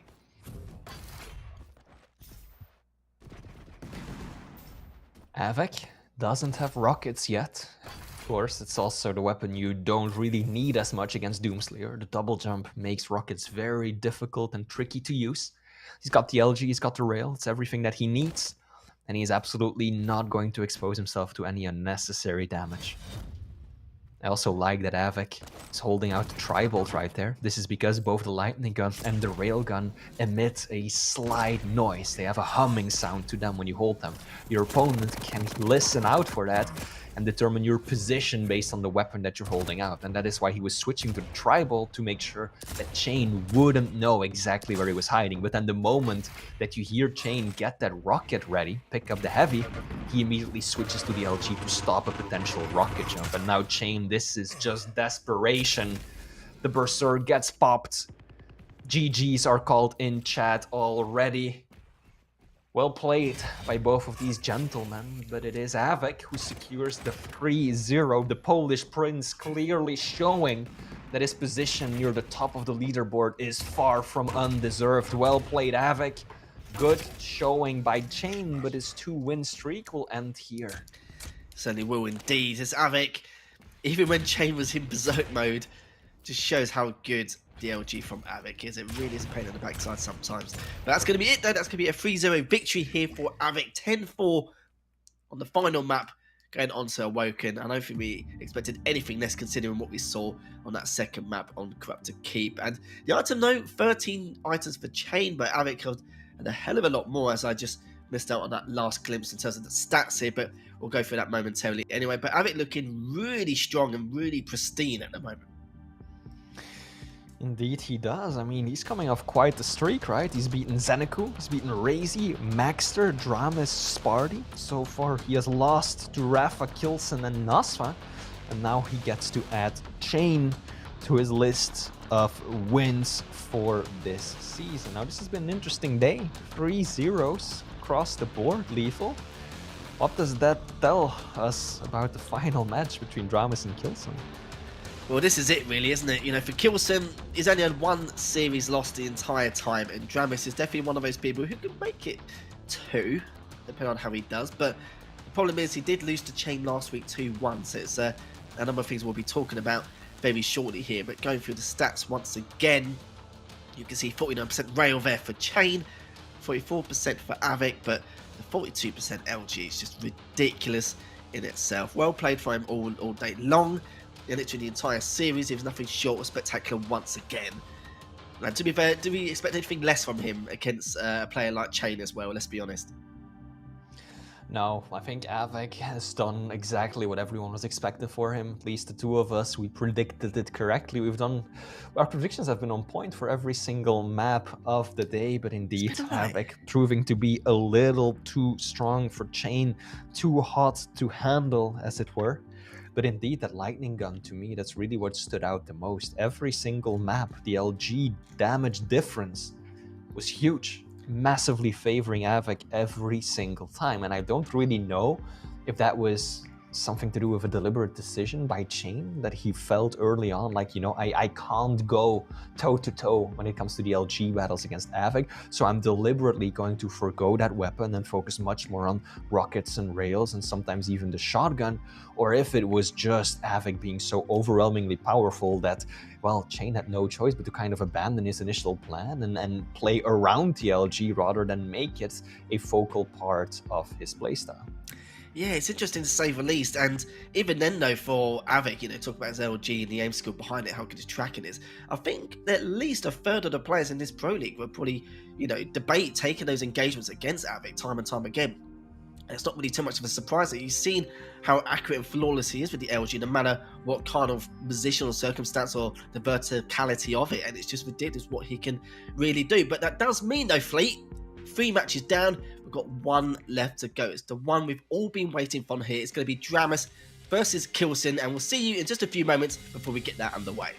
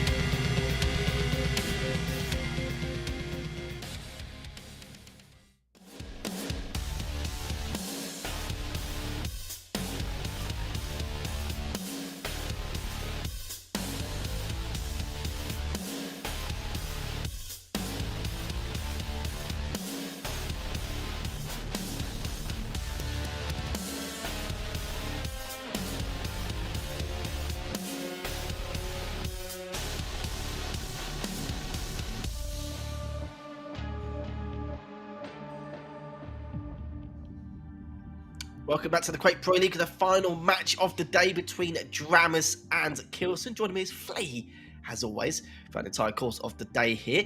And now we're going to see exactly how these two are going to go at it here in terms of prediction, the picks and bans, everything we need to know, and to see exactly if Dramus can come out on top or if Kilson will continue to pave the way and just be an absolute force to be reckoned with. And it wouldn't be too much of a surprise here. Kilson's been looking very, very strong, probably the strongest so far in the entirety of the Pro League so far this season, and it makes you wonder what can anyone do here. But Dramus, though, it's been a bit of a weird one. He's definitely had a very, very tough first half, don't get me wrong, but going into it now, he's had these little spur of moments where he seems to be better than absolutely everyone in the Pro League, but hopefully he'll have one of these moments here today. I mean, indeed, like you said, Dramus seems to be having a bit of a weird season, because it almost feels like the more accomplished the player he's going up against, the better he does. Yeah. He has taken down Rafa, he's beaten Razy, he has one-upped Vanguard. Those are three of the most accomplished players in all of the Quake Pro League. But then, at the same time, he's lost to the likes of Nasra and Chain, which was his showing in the previous week. So it's a little bit strange to see that difference and that stark contrast with Dramus. Now, on the other hand, as you mentioned, Kilson has been looking extremely strong, currently #1 on the global leaderboards. A man who has lost just one series against Maestro Wenger, but has taken down, and let me go over it, Avec, Cypher, Chain, Nosfa, Racy, Rafa, and most recently Zeneku as well. So Kilson, representing Team Big, has absolutely been delivering results this season. And this is the question we're going to ask: is Dramus going to be another one added to the tally? We don't know. And it is incredible, isn't it, how Dramus defeated essentially, and most people predicted, the top three in Quake champions at the moment: Rafa, Wenger, Razy. And yet somehow it's just unbelievable what he can do and achieve. It's just, I don't know what he said to himself going into this season, but even at the Iron Fist LAN, he did take out Wenger in a loser bracket as well, didn't he? So it's not exactly the first time, but we thought that might have been just a one-off. But Dramus has been looking very solid. It's not one of those players now where we say, oh, he could cause an upset, oh, he's he's an up-and-comer. He's actually getting to that point now where he could help himself consistently stay in the top 8 in potentially seasons to come, depending on how much he practices and how much he tries to adapt and improve his dueling experience. But enough chat anyway, let's have a look at the picks and bans going into this matchup between Kilson and Dramus. It looks like we're starting off on Awoken. We'll be going to what's your Corrupted Keep, and then we'll be going into Ruins to finish things off here. So first of all, Awoken, the match we just saw in the previous map. Now, it will be Dramus running Ranger versus Kilson playing Athena. Now, this is the first time we're seeing Athena today. Earlier, during one of the previous matches, she was actually banned in the final map, Awoken. But now Kilson gets to run her. And if you can play her well on Awoken, she is a force to be reckoned with. Now, map 2, Corrupted Keep. We are seeing the Anarchy come out to play, okay? Not as uncommon as the Nyx, which we saw Saigib run earlier, but still not one of the most common picks, versus the Strogg. Now, Strogg, of course, extremely popular because of the mobility as well as the Peeker without a railgun to counter it. And then lastly, Ruins of Sarnet, the largest map of the three. Kilson running the Slash versus Sorlag, so two very mobile champions going head to head. Now this is a bit of an interesting one for Kilson though, because look at that stack disadvantage that he's at. Light versus heavy, lethal, that's always a difficult matchup. It certainly is. That was one of my first instincts when I saw the champion picks on that final map, and you can see also Dramus is definitely looking to try and take in or try and win this series outright. He's definitely done his homework. Statistically, I feel for Kilson that his best maps have been on Insomnia and Blood Covenant, and he's banned Insomnia straight away, depending on how Dramus is experienced on Insomnia, but also at the same time it's best just to get it out of the way, really. And he's taken up Blood Covenant as well, so that was very handy for him. Kilson decided to go with Corrupted Keep instead of Blood Covenant. Maybe he feels like he'll do better on the Corrupted Keep instead of Blood Covenant, because it can go really either two ways depending on what kind of opponent you come up against. But you are right though, if it does end up tying up and we go into Ruins as the final matchup, yeah, it is a bit of a question mark with the Solo versus the Slash, as Kilson is going to have to really be on his toes and really be cautious on the decisions he makes, especially the paths he takes going towards a lot of his items. Now, looking back at the match history between these two, Dramis and Kilson have only faced each other once in the entirety of the Quake Pro League, and that, Lethal, was at the very start, QuakeCon 2019, the kickoff that started the entire league. And it was Kilson who came out on top with a clean 2-0 victory. Kilson also the one who took home the entire event, of course. But let's be honest, the Dramis we've got in front of us today is far, far different and evolved in comparison to the Dramis that we were dealing with back then. So let's see what he can bring to the table. He's already taken down some of the giants in the scene, Rafa, Razy, and Wenger. So let's find out if Kilson will be the next to fall, or if the German can continue his absolute reign of terror throughout the Quake Pro League.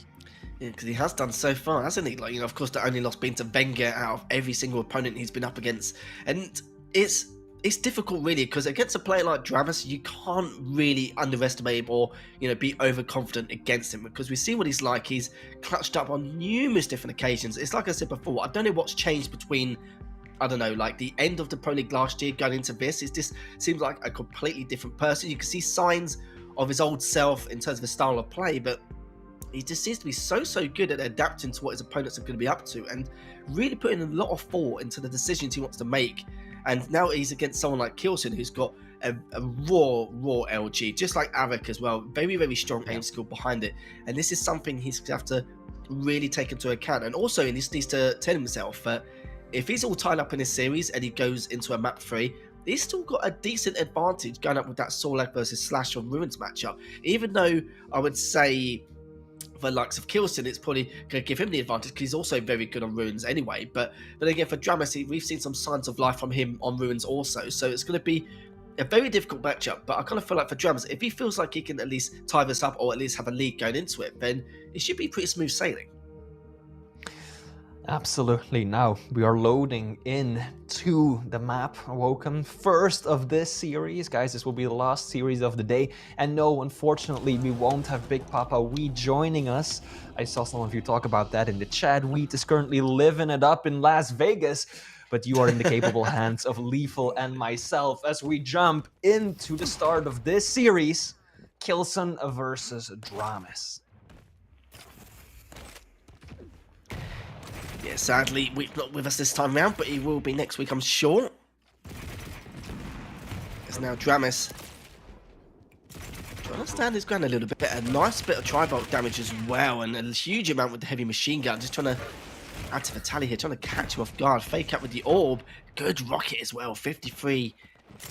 If he gets on the tri-bolt, oh, look how much he must have at least 1 or 2 HP before able to save his bacon there, and catches him as he's going towards top mid. That was huge there for Dramis. Very solid play, catching Kilson out in midair. Nice spread between the items as well. 10 seconds. Oh, look at that rail. That is so good. And Kilson actually ends up trading places with Dramis, who is now poised to take the Mega. He's got all the weapons, he's got the stack he needs. Kilson overextends, takes far too much damage. That was a lot more tribal than he was bargaining for. And now Dramis ends up giving up on the heavy though. Kilson landing a long distance rocket to the face. Dramis not prepared for that. But still, the American has a 2-frag lead. Yeah, you can see Dramis was just thriving off the adrenaline there from the previous frags. He was hoping to try at least clean up that last one. Could have backed away, but decided not to, because not only that, but it was due to the fact that he wanted to contest that heavy to the best of his ability. And now Dramis is just... Oh, he actually ult back up in the end, so he's going to let him have it. He's actually hit the rail straight afterwards with Kilson, and he should be able to clean this up. But as we say that though, Kilson did take a lot of damage towards the end of that fight. Now it's about what Jones wants to try and do next. Of course, Kilson goes 2 for 2 with the rail straight afterwards. All tied up. It's only been 2 minutes of play. It's actually going straight for the Mega. But of course, Kilson, so he was sitting there waiting by. Didn't even pick up the LG on the way. And that's going to be it. 4-3 now for Kilson. And just like that, 3-1 lead for Dramas. It's turned into 4-3 advantage for Kilson. It's the power of the Athena, the speed, both vertically and horizontally, and that is something that very few other champions can say. Excellent rockets as well. But can Kilson make a move for the Mega? Indeed he can. Such quick decision making, the confidence there, lethal. He spots Dramas down below at having machine gun, and he knows just like that in an instant that he has a very tight angle to just hook himself up and steal away the Mega, knowing very well that Dramas can't beat him to it. So quick on his feet, quick in the decision making as well. That is why Kilson is one of the absolute best in the business. Things have escalated very quickly once more. Good shotgun shot and good use of the Dramas there. Just good individual play. Now to take down Kilson, but as well as that, nice bit of rocket damage straight afterwards. Hasn't got the LG to his name, but the rocket to rail combo was absolutely sublime here. And it looks like Dramas has absolutely no thought about giving up this first map. Has already retaliated with 2 back-to-back frags. Has the Mega. Look at the stack he has as well. He's in a prime position now to try and put a little bit more pressure on to Kilson. Dramas has been so aggressive with that orb, using it less for positional or defensive purposes, but just to close the gap at the end and then go all in with the rockets to take down Kilson. It's been working out in his favor, but now he is kind of stuck. Will secure himself the small armor, but gets 0 damage in that last engagement. Like what he was going for, but the rocket jump didn't quite line it up nicely. He almost made it out of there still, but even then, Kilson with the hook would have been able to chase him down, but it was a solid attempt by Dramas nonetheless. Yeah, and plus with Ranger's passive ability, he could have done it all day long, couldn't he? So it wasn't really too much of an issue taking damage, of course. Kilson now, look at that LG. Comes and actually orbs in as well. Did some decent damage, but wasn't enough to turn the tide here. So Mega's come up any second now. Heavy up in the next 7. Whereas Kilson's now going to be in prime position to try and grab. Let's see if he can catch him off guard beforehand, though. Catch him with that first rail. And Dramas once again in a world of trouble. That would have been a optimistic but a sick rocket if he was able to land it. But sadly, he has not. 5 minutes in. Catches Dramas from behind. Should be able to clean up with that rocket. Nicely done. 10-5. 5 kill deficit now for Dramas to try and claw back from. Almost 6, but doesn't hit that last rail. Very reserved by Kilson right there. He probably could have made a move in that situation, push in into the LG room to try and take Dramas down, but he realized that he had done everything that he needed. Didn't want to stick around to open himself up for too much damage by perhaps missing another rail or so, and so he just hooked right on out of there, making his way onto the Mega, knowing very well that he had done everything he needed to do to keep Dramas under control. But now the American, the Dragonborn esports player, doing a solid job. If he can get onto the Mega right now, Kilson has indeed lost control. Very solid push by Dramas, but oh no! Disaster! Completely loses control of where Kilson is at. Ooh. And somehow Kilson secures a win right there. That should not have happened, but Dramas quick on his feet, immediately retaliating. The only thing Dramas has got going for him now is, of course, the starting stack of the Athena when he actually gets Kilson on spawn, but look at this, so now just slowly creeping on up from 7 to 5 frag deficit. Just pick up the Mega in the meantime. Could continue this engagement if he wants. No reason why he shouldn't. He's got the advantage here. Takes that first rail, misses the second, but that's more due to the fact that Dramas was, of course, trying to bait out that last rail. Double backing, good stuff there from Dramas once again. So it's definitely in the realms of possibility here. 3 minutes left. Dramas just biding his time to see if Kilson's going to carry on pushing towards Mega. It's going to be up in the next 10 seconds. Trying to use the orb, trying to get him away. Good stuff from Dramas there. Exactly what he planned out. Now just needs to keep on pinning Kilson down. Heavy's up in the next few seconds. And Dramas is definitely in a good spot to try and tie this up. I mean, this is far from over. Just want to do a bit of a throwback, Lethal. Think about this map. Dramus versus Rafa. Rafa had a 7-frag lead at one point, and still, Dramus brought it back. 3 minutes? True. 2.5, or 3 frags in 2.5 minutes, rather. That is well within the realm of possibility, and with the way that Dramus has been playing, is making his way around the map right now. Look at the stack he's got. This should absolutely be possible. Plus, Ranger is also one of the few champions that has that explosive burst of movement that can actually catch up with an Athena.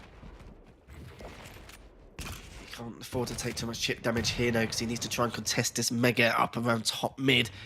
3 seconds left, but it looks like he's going to have to give this Mega up, especially after that last rail shot coming out from Kilson. Huge plays from him. And it looks like Kilson is going to be able to seal the deal on that last frag. That one rail on the staircase going up to top mid changed everything then. And Dramus knew that. He knew that he couldn't be as aggressive with the stack he had and try and go for the trade, as well as pushing up for that Mega. But saying that, though, even though he's able to take him down once more, he's still got to try and find 5 frags. It's going to be very, very difficult for Dramus here to try and recuperate. With the control that Kilson has right now, I think that this is a done deal. Dramus, he came close, nearly had it, but in that one disastrous fight where he had the center position in the T room, and Kilson was set up onto the Mega Health, that just spelled disaster. Now Dramus still gonna get himself a few frags, but 5 kills. Oh, okay. Make it 4 in 45 seconds against a champion that is so much faster than you. I was talking about the Ranger Orb and how good it is at catching Athena, yes, but you can only use it once every, 45 seconds, maybe half a minute if you secure all the hourglasses. And Dramus just really doesn't have that time. He would need to rely on his ability far more often than he will have it available. And so that means that Kilson should comfortably be able to just run down the clock at this point. Yeah, this shouldn't be an issue. Kilson had the right mindset and game plan when Dramus had that advantage trying to make that comeback. Still manages to pick up the Mega Dramus, but it's not going to be enough here. Kilson still wins out on that last bout. 5 seconds left, and that's 16-11 in favour of Kilson. But that was a dicey little number there in that first map. It was definitely a lot more chaotic than we expected. Oh yeah. Now, I think I saw the stats just before the end. Dramus had slightly more major items picked up. The exact same amount of smaller armors, but in terms of damage, it was all the Kilson show. I think he had around, 1,700 points of damage over his opponent last time I checked. So Kilson was definitely the one living it up, landing most of the shots. Now Dramus, as you can see right now in the replay, got off to such a tremendous start, landing some beautiful rails. But ultimately, there were those opening few minutes and Kilson brought it back in style. And then around the middle part of the map, as we're seeing right now, Dramus really started to mount a nice comeback, getting within 3 frags of his opponent, but this was the one where it fell short. Dramus just unable to do the damage as Kilson was purged onto that Mega Health. And then the rails coming out of the German, living up to his name, ultimately ended up being Dramus' demise. So well played by Kilson, but Dramus definitely putting up a solid fight, and I think that this was going to have been a closer game than many would have expected. Yeah, I completely agree with that as well, and you can see of course, the percentages there. Railson with the 50%, 47% with the LG as well. Even if it gets a medium-sized champion, that's, again, just incredible stuff there. Just coming out the gates really strong, really hot as well in this first map in the series.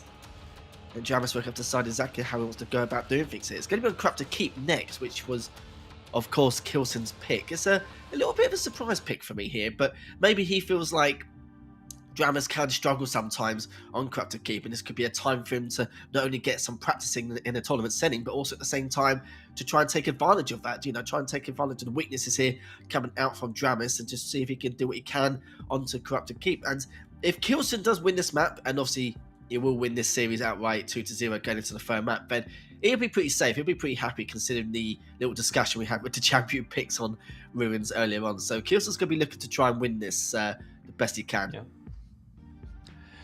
Now, the most interesting part, in my eyes, going into this map is what the Anarchy is going to be played like, right? We used to see a ton of Anarchy on Corrupted Keep. Back in the day, it really was one of the most popular picks, but ever since then, the skateboard flying junkie has kind of fallen off a little bit, and he really isn't that much of a meta pick in the current competitive scene, whereas Strog, of course, tried and tested, see him very, very often because of that mobility, because of the Peaker not having the default counter, because of the lack of a railgun on this map. So Strog tried and tested, see him all the time, but Anarchy, not that common of a pick anymore. So I'm curious to see exactly how Dramis is going to approach it. Now, we know that he loves to go fast, right? Slash is his baby, but he is no worse when it comes to the air control champions like Anarchy. So let's see what he can bring to the table. So, will indeed, if you're just joining us, it's the final series of today. Second map between Dramis and Kilson. Kilson just won the first map 16-11.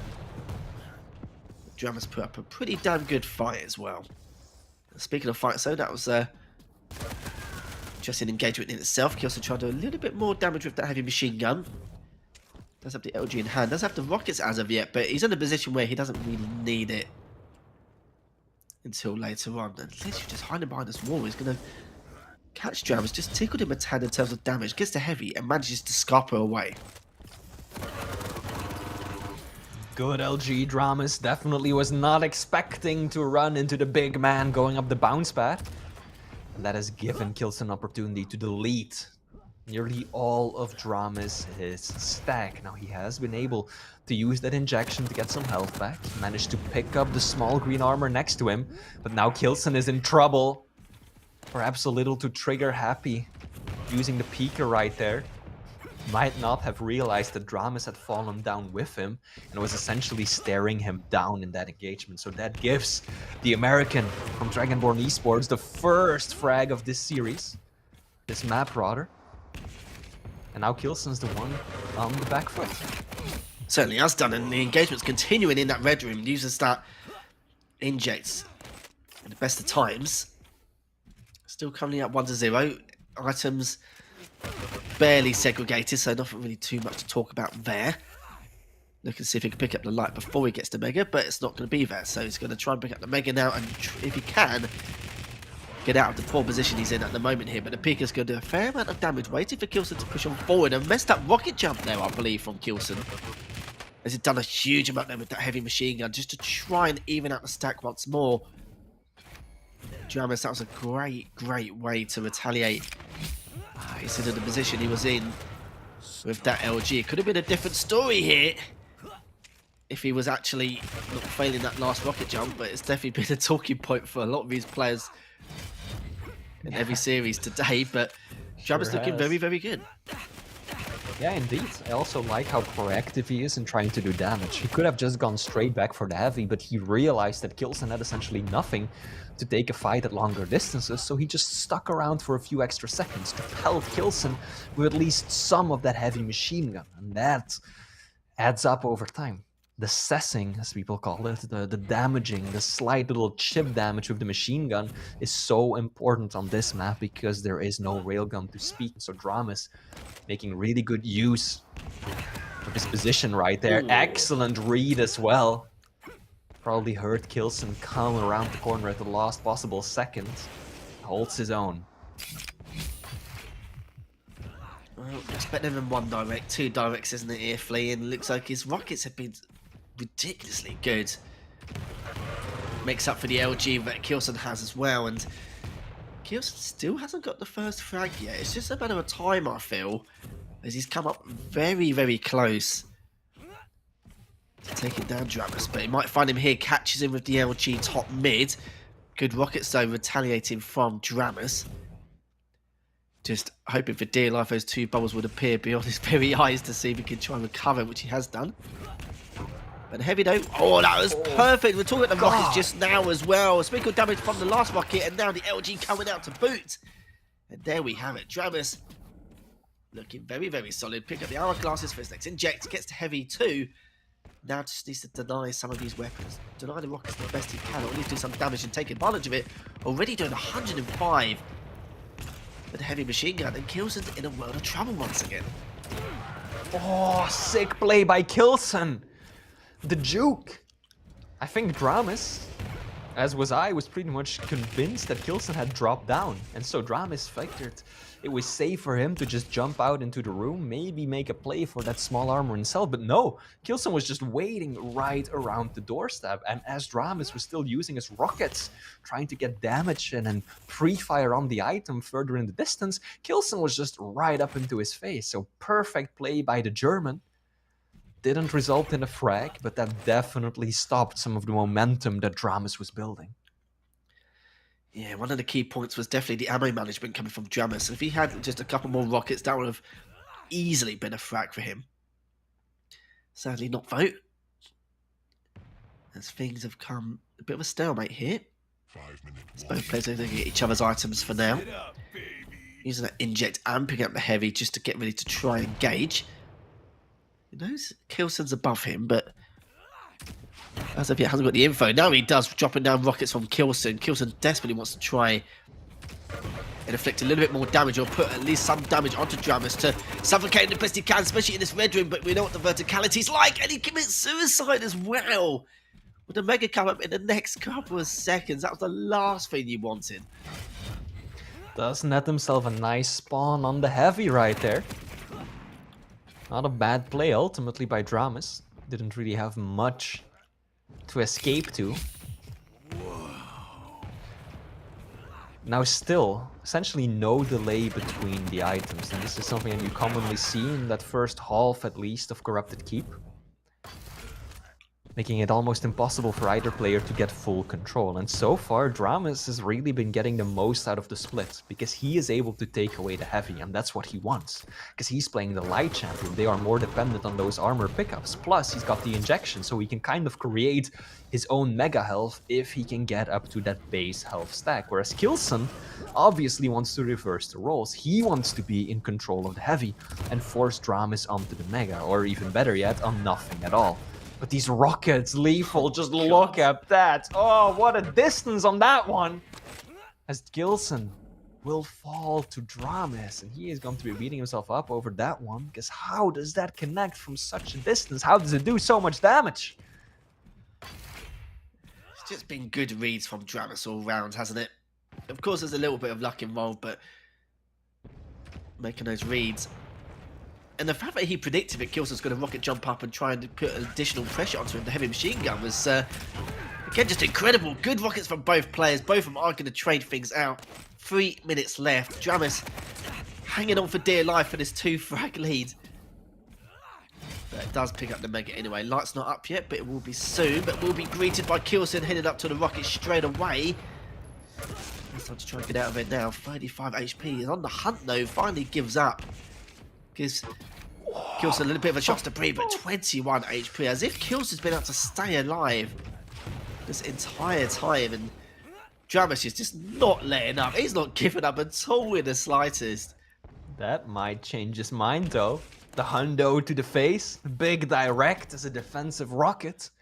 That is going to give Kilson the breathing room that he needs. Otherwise, I do think that Dramus would have hounded him till the edge of the world. But no. The defensive rockets save his skin that time, but he needs more than to just stay alive. He still needs 2 frags in 2 minutes. And again, another big rocket.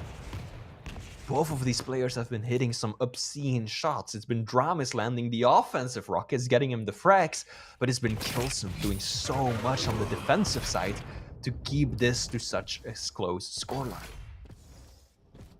Oh no, that could be the change in frag. Consider he didn't burn it as he approaching that fight. But yeah, you're right though. Like Kilson's probably saying to Dramus, "How do you like it now? Getting these direct rockets, which are not even in my own favour." And Dramus is so super weak. Still have to stay alive. But got his 1 frag lead. He can't afford to rely on their mobility and speed due to the strong, of course.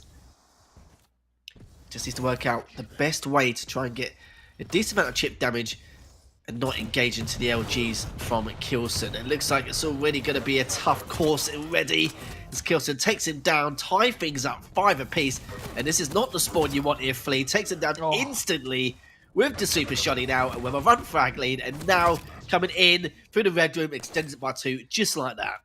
Wow. 3 frags in real quick succession. Dramus is hoping that the Super Shotgun will serve him better, but no. Kilson bringing it back, and with style. It all started falling apart when Dramus lingered around that heavy armor just a little too long. But of course, it's an impossible situation to find yourself in, right? What do? Do you just keep running with no stack to your name? Well, you have to at some point try to deny at least an item, right? Because there's still so much time left. Your opponent has so much stack to work with. You can't just let them take everything. And so Dramus committed to that one. Ended up being the wrong decision. But still, a very, very close game till the final minute or so. But it will be Kilson still insurmountable, taking down Dramus on map 2 as well. Yeah, Kilson's been very good, giving Dramus false hope on a number of occasions, but this is got to keep in a nutshell, really. If you trap him on spawn just like that, these things can happen. And that heavy machine gun spawn into the red room spawn, just outside, of course, that death cycle in terms of the respawn, in terms of the radius, he was able to pick him apart straight away. Dramus knew he was done for straight away, and there was a little bit of a shame, but also for Kilson, he's probably pretty happy knowing that he's going into that Sorlag versus Slash Ruins matchup, knowing he's got a 2-0 lead. Indeed, Kilson gonna secure himself one more win.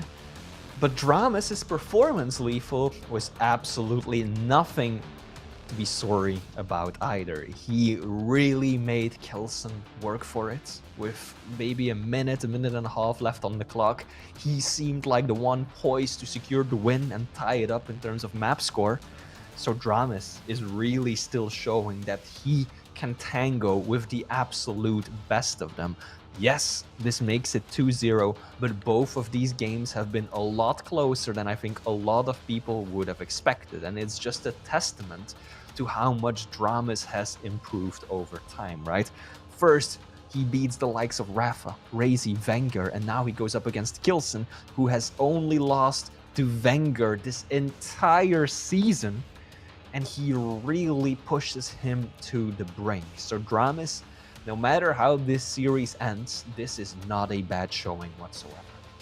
No, it's not bad at all here. And for Dramus, if he can at least claws one map back, it'll give a bit of pride here coming up from that series. Now that he's able to get a little bit more dosh in his pocket, and at the same time, he's able to do, which not many people can do really, and take just the odd map or two off the kills. And it is very, very tough task indeed. There are some players out there where you could play against a guy 100 times and may only take one, if you're lucky, like, to that circumstance, because he's that good of a player in terms of everything he has in his arsenal. And if you can see already, Kilson is already up 2-0 in the series. And looking at now, I have to see exactly what Dramus can do now going to this third and final map on Ruins. But, talk to me a little bit about the Sorlag and the Slash matchup here, because we spoke about a lot at the beginning, but in case there's some people weren't here, of course, it does have its disadvantages, but then again, it has its advantages. But there's a lot of nitpicking you can talk about in terms of being able to try and at least survive with the Slash after certain engagements.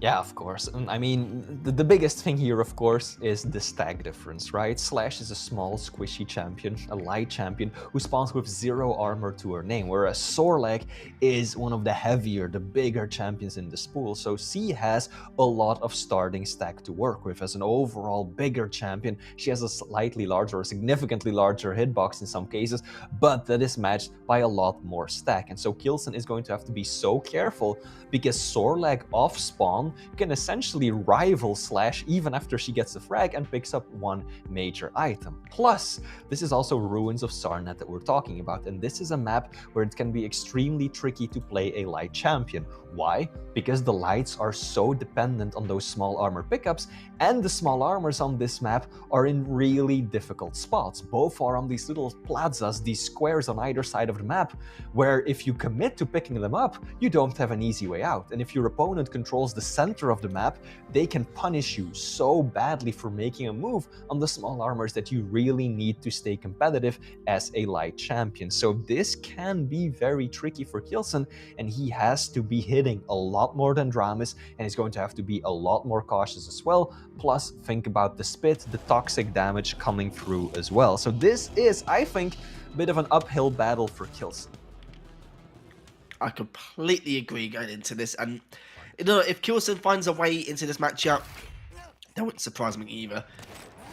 Now we're going to be kicking things off from Dramus's POV. Let's see if we can claw at least a map back in this series. I'm just getting all the weapons in his arsenal for now. Managed to pick up that Mega. There's both items only a little bit delayed here, just by about 4 or 5 seconds. But at the same time, though, Dramus is also tanking a lot of damage here. Kilson just firing back with so many rails from that angle. And we know how difficult it can be trying to shoot some of the rail was to use that heavy machine gun. It's just that really off-key strafe pattern they have. But Dramus does survive, and we'll be picking up that next Mega. Kilson definitely got the spawn that he was hoping for. Being able to deny the railgun and the lightning gun from Dramus, that's the best case scenario for him. Because we know just how talented Kilson is when it comes to the railgun. And especially when he's going up against a larger target like Sorlag, knowing that Dramus really is in no position to take any long-distance fights, he is just keeping this on lockdown, hiding, trying to do damage with the railgun, and ultimately springing the perfect trap, just as he did, waiting, switching to the LG the moment that Dramus drops down and getting himself that first frag. And now again, Dramus is kind of finding himself in the exact same position. He's got the Mega to work with, but he doesn't really have the weaponry that he wants. Certainly does not. Doesn't have rockets either, so it's going to be a little bit more challenging to contest this Mega, especially if Dramus pushes forward towards that T-junction. It looks like Kilson does decide to back away. Perfectly understandable, and just try and go for the heavy instead. But we'll find Dramus just popping out from the courtyard to try and pick up that light. It's a very crucial rail indeed, and just needs to keep this up and continue to do his chip damage. But so far, though, it's good what we've been seeing from Dramus. But saying that, though, Dramus hit that rail as well. We're going to see a trade from both these players, and Kilson, of course, is still going to have that lead. But he spawns on the rockets and the LG. As Kilson is going to be slapping his face a little bit annoyed probably at the fact that he got a better spawn. But yeah, these things happen here. As Dramus does tie things up and now picks up the Mega. Now, just to add to the point that I was making, less than, 15 seconds ago, Kilson had done more damage with just the railgun than Dramus had with every single weapon combined. And that's exactly the point that I was trying to make when it comes to how important it is to keep control over the right weapons. Dramus really just couldn't take those long-distance fights, and he had to be so careful. Now Heavy, once again going towards Kilson. Got a near perfect split. The major item pickups. Kilson hasn't secured a single Mega.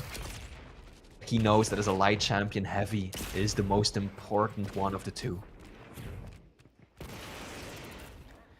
And he didn't have rockets either, so it's even more difficult to really cover that T-junction there, which is, of course, the rockets vital to stop your opponent coming from there to reroute around. Dramus, good first shot, looking for the second if he can, but will he be able to catch him as he goes towards for that bubble? Just barely misses there. And it does mean, though, we've still got a while yet until the Heavy does spawn. So Dramus, talking a little bit of time, hits another one. Will he be able to hit the second, though? No, doesn't say he's not even going to get the opportunity. Good read by Dramus. Oh, but he doesn't commit. I was expecting him to just loop around and just instantly dive past the eyeball into that little corridor, the little stairwell down to Heavy. But doesn't matter in the end. He catches Kilson again, and this is the plight of the lights on the map that is ruins. Once things aren't in your favor anymore, it can be so difficult to just stay in the game, especially when you're up against a champion that's outstacking you by this much. Because Dramus, he can eat those rails for days. Yeah, Kilson is playing a solid defensive game right now, but Dramus is doing so well, keeping in control of these items. Dramus so far so good. Took a little bit of damage there. Just baiting Kilson to go through to that TP, but looks like he won't be able to. And he realises he's just going to walk into a trap, so there's absolutely no point. Heavy's up in the next 5 seconds. Here's Dramus. Has all the info he needs. was waiting to see if he would drop down that heavy jump pad, but looks like Kilson's not going to be that obvious here for Dramus. Does successfully pick up that Mega, sorry, the heavy. Mega's just been picked up by Kilson as well. Items are segregated, which means that whoever's going to win this next engagement could be loving life by them. But the problem is Dramus has already taken way too much. Wrong weapon selection, probably. And Kilson comes out on top and barely took any damage. 3 rockets, not a single point of damage. You hate to see it. Ugh, even if those had hit for, say what, 30 damage apiece, Dramus would not have been in a bad position. But look at that, the midi, the rocket taking down Kilson. Dramus at a very opportune time as well, just before the Mega spawn. Nice little vertical rail as well. The Americans looking solid. Now heavy up in just 10 seconds, both players making a play for it. But again, Rockets versus LG, he needs to come through big, and indeed he will. Kilson may be representing Team Big, but that was a big play by Kilson, or against him rather, as Dramus is now really starting to feel himself. So it's done indeed. Mega has been picked up by Dramus now, looking to see if he can continue where he left off. Needs to work on his ammo management though. He does know he's only got a few rockets left remaining. So of course, contesting these items will be a little bit more difficult. He doesn't seem to be too bothered about it as of yet. Picks up the heavy. And it's all about Kilson and how he's going to do enough chip to engage in some of his bouts. And the problem is for Kilson, as we spoke about previously, is the starting stack of the Sorlag is just going to be horrendous here for Kilson. Even if he does win a quite clean engagement here. Good rail from Kilson as well. Good read from him. His Dramus now just back away, picks up the light. Mega's up in the next 12 seconds. Heavy's up though. Looks like Dramus will be leaving it, which is perfectly understandable after that last little scuffle. And now Kilson's slowly making a comeback in terms of stack.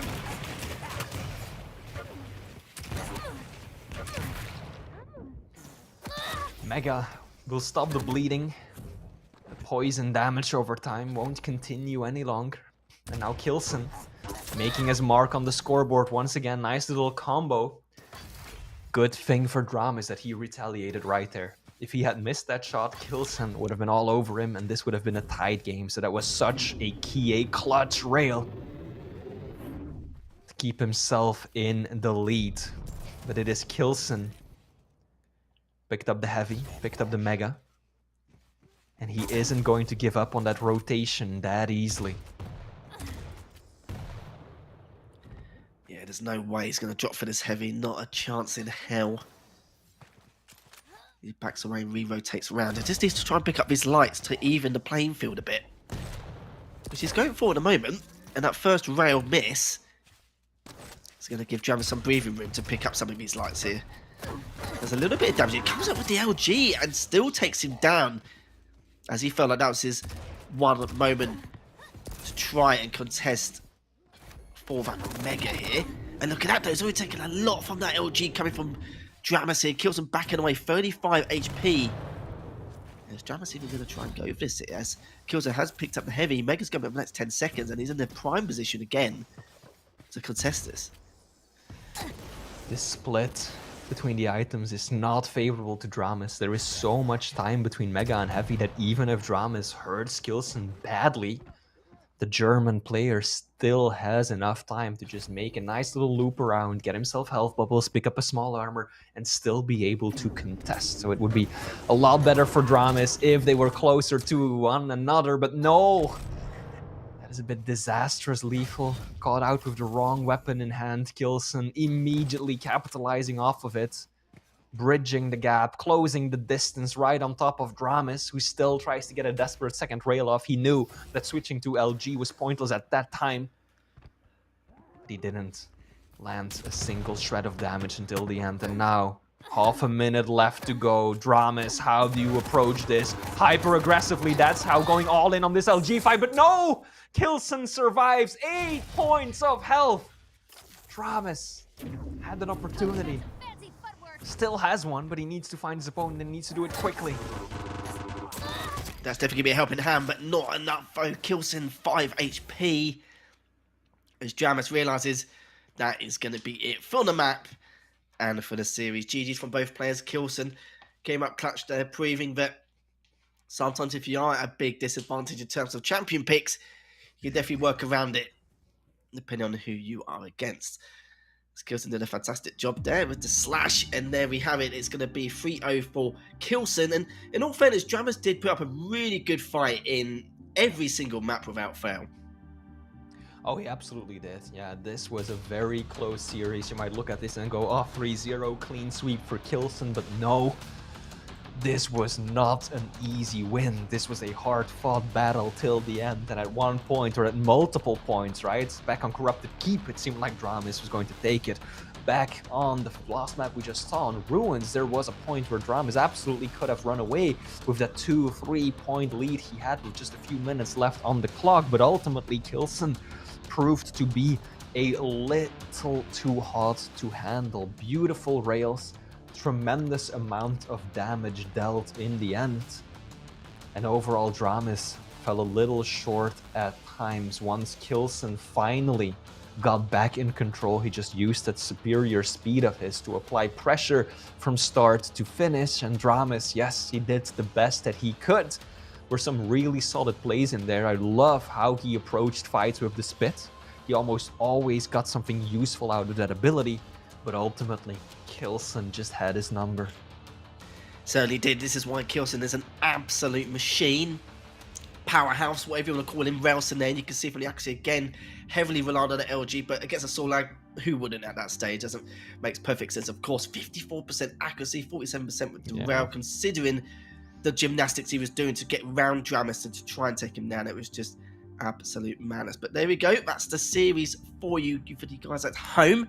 It was a close affair for the majority of his maps. Dramis actually had the lead in all three of them at one stage, and sadly just couldn't really hold his own and just couldn't be consistent enough to hold on to that lead or try and extend it to be a little bit more of a nuisance there. Phil Kilson there. But you know what, signs of life from Dramis does prove to me that, of course, he's already proven himself beating Rafa, Wenger, Razy, etc. The list is probably going to continue on. Yeah. And it makes it more of an interesting moment for Dramis, depending on how he does at Quake.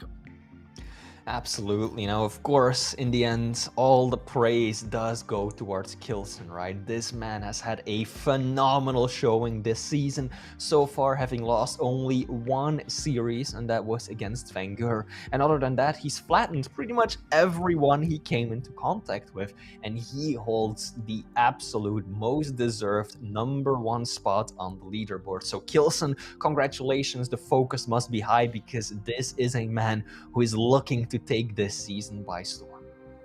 Yeah, it certainly is, and it makes you wonder if he will lose another one, considering he's already gone through a lot of the top tier players already.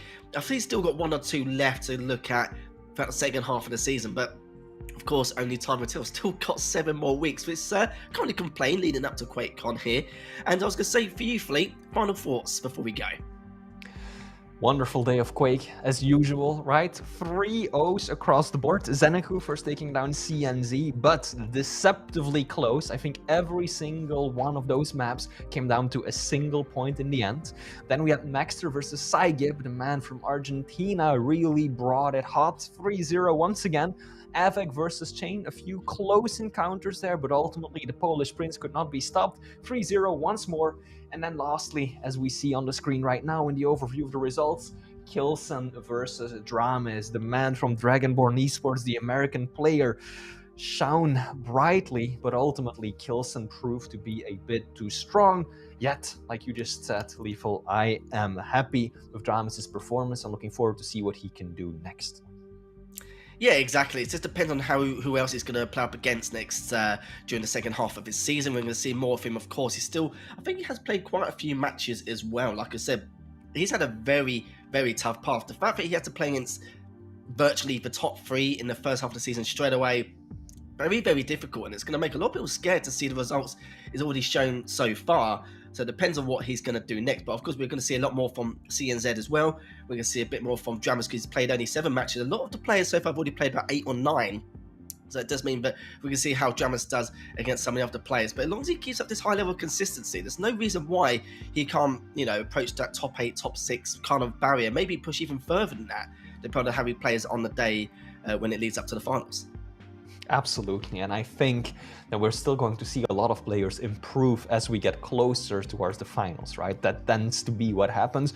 Closer you get to the big deciding championships, the bigger players are going to focus on their matches. The more they're going to practice, the more they're going to start reviewing their VODs, trying to get as much experience in against as many different players as possible. So I do expect, as usual, to see the level still spike a bit towards the end. So indeed, Dramis No Doubt is going to be part of that. But I expect just about everyone else to do the same. Well, that's it from us, sadly, for you guys at home. We've had all 4 matches here, and it's been a slugfest. Some easy channel points as well if you guys were going through all the entirety of every series throughout the course of today. But not only that, I'm going to thank Fleet, I'm going to thank Bethesda, I'm going to thank everyone at PGL in terms of the production, but of course I'm going to thank you guys at home for staying tuned for the entirety of today. Thank you so much for watching, and we'll see you next week.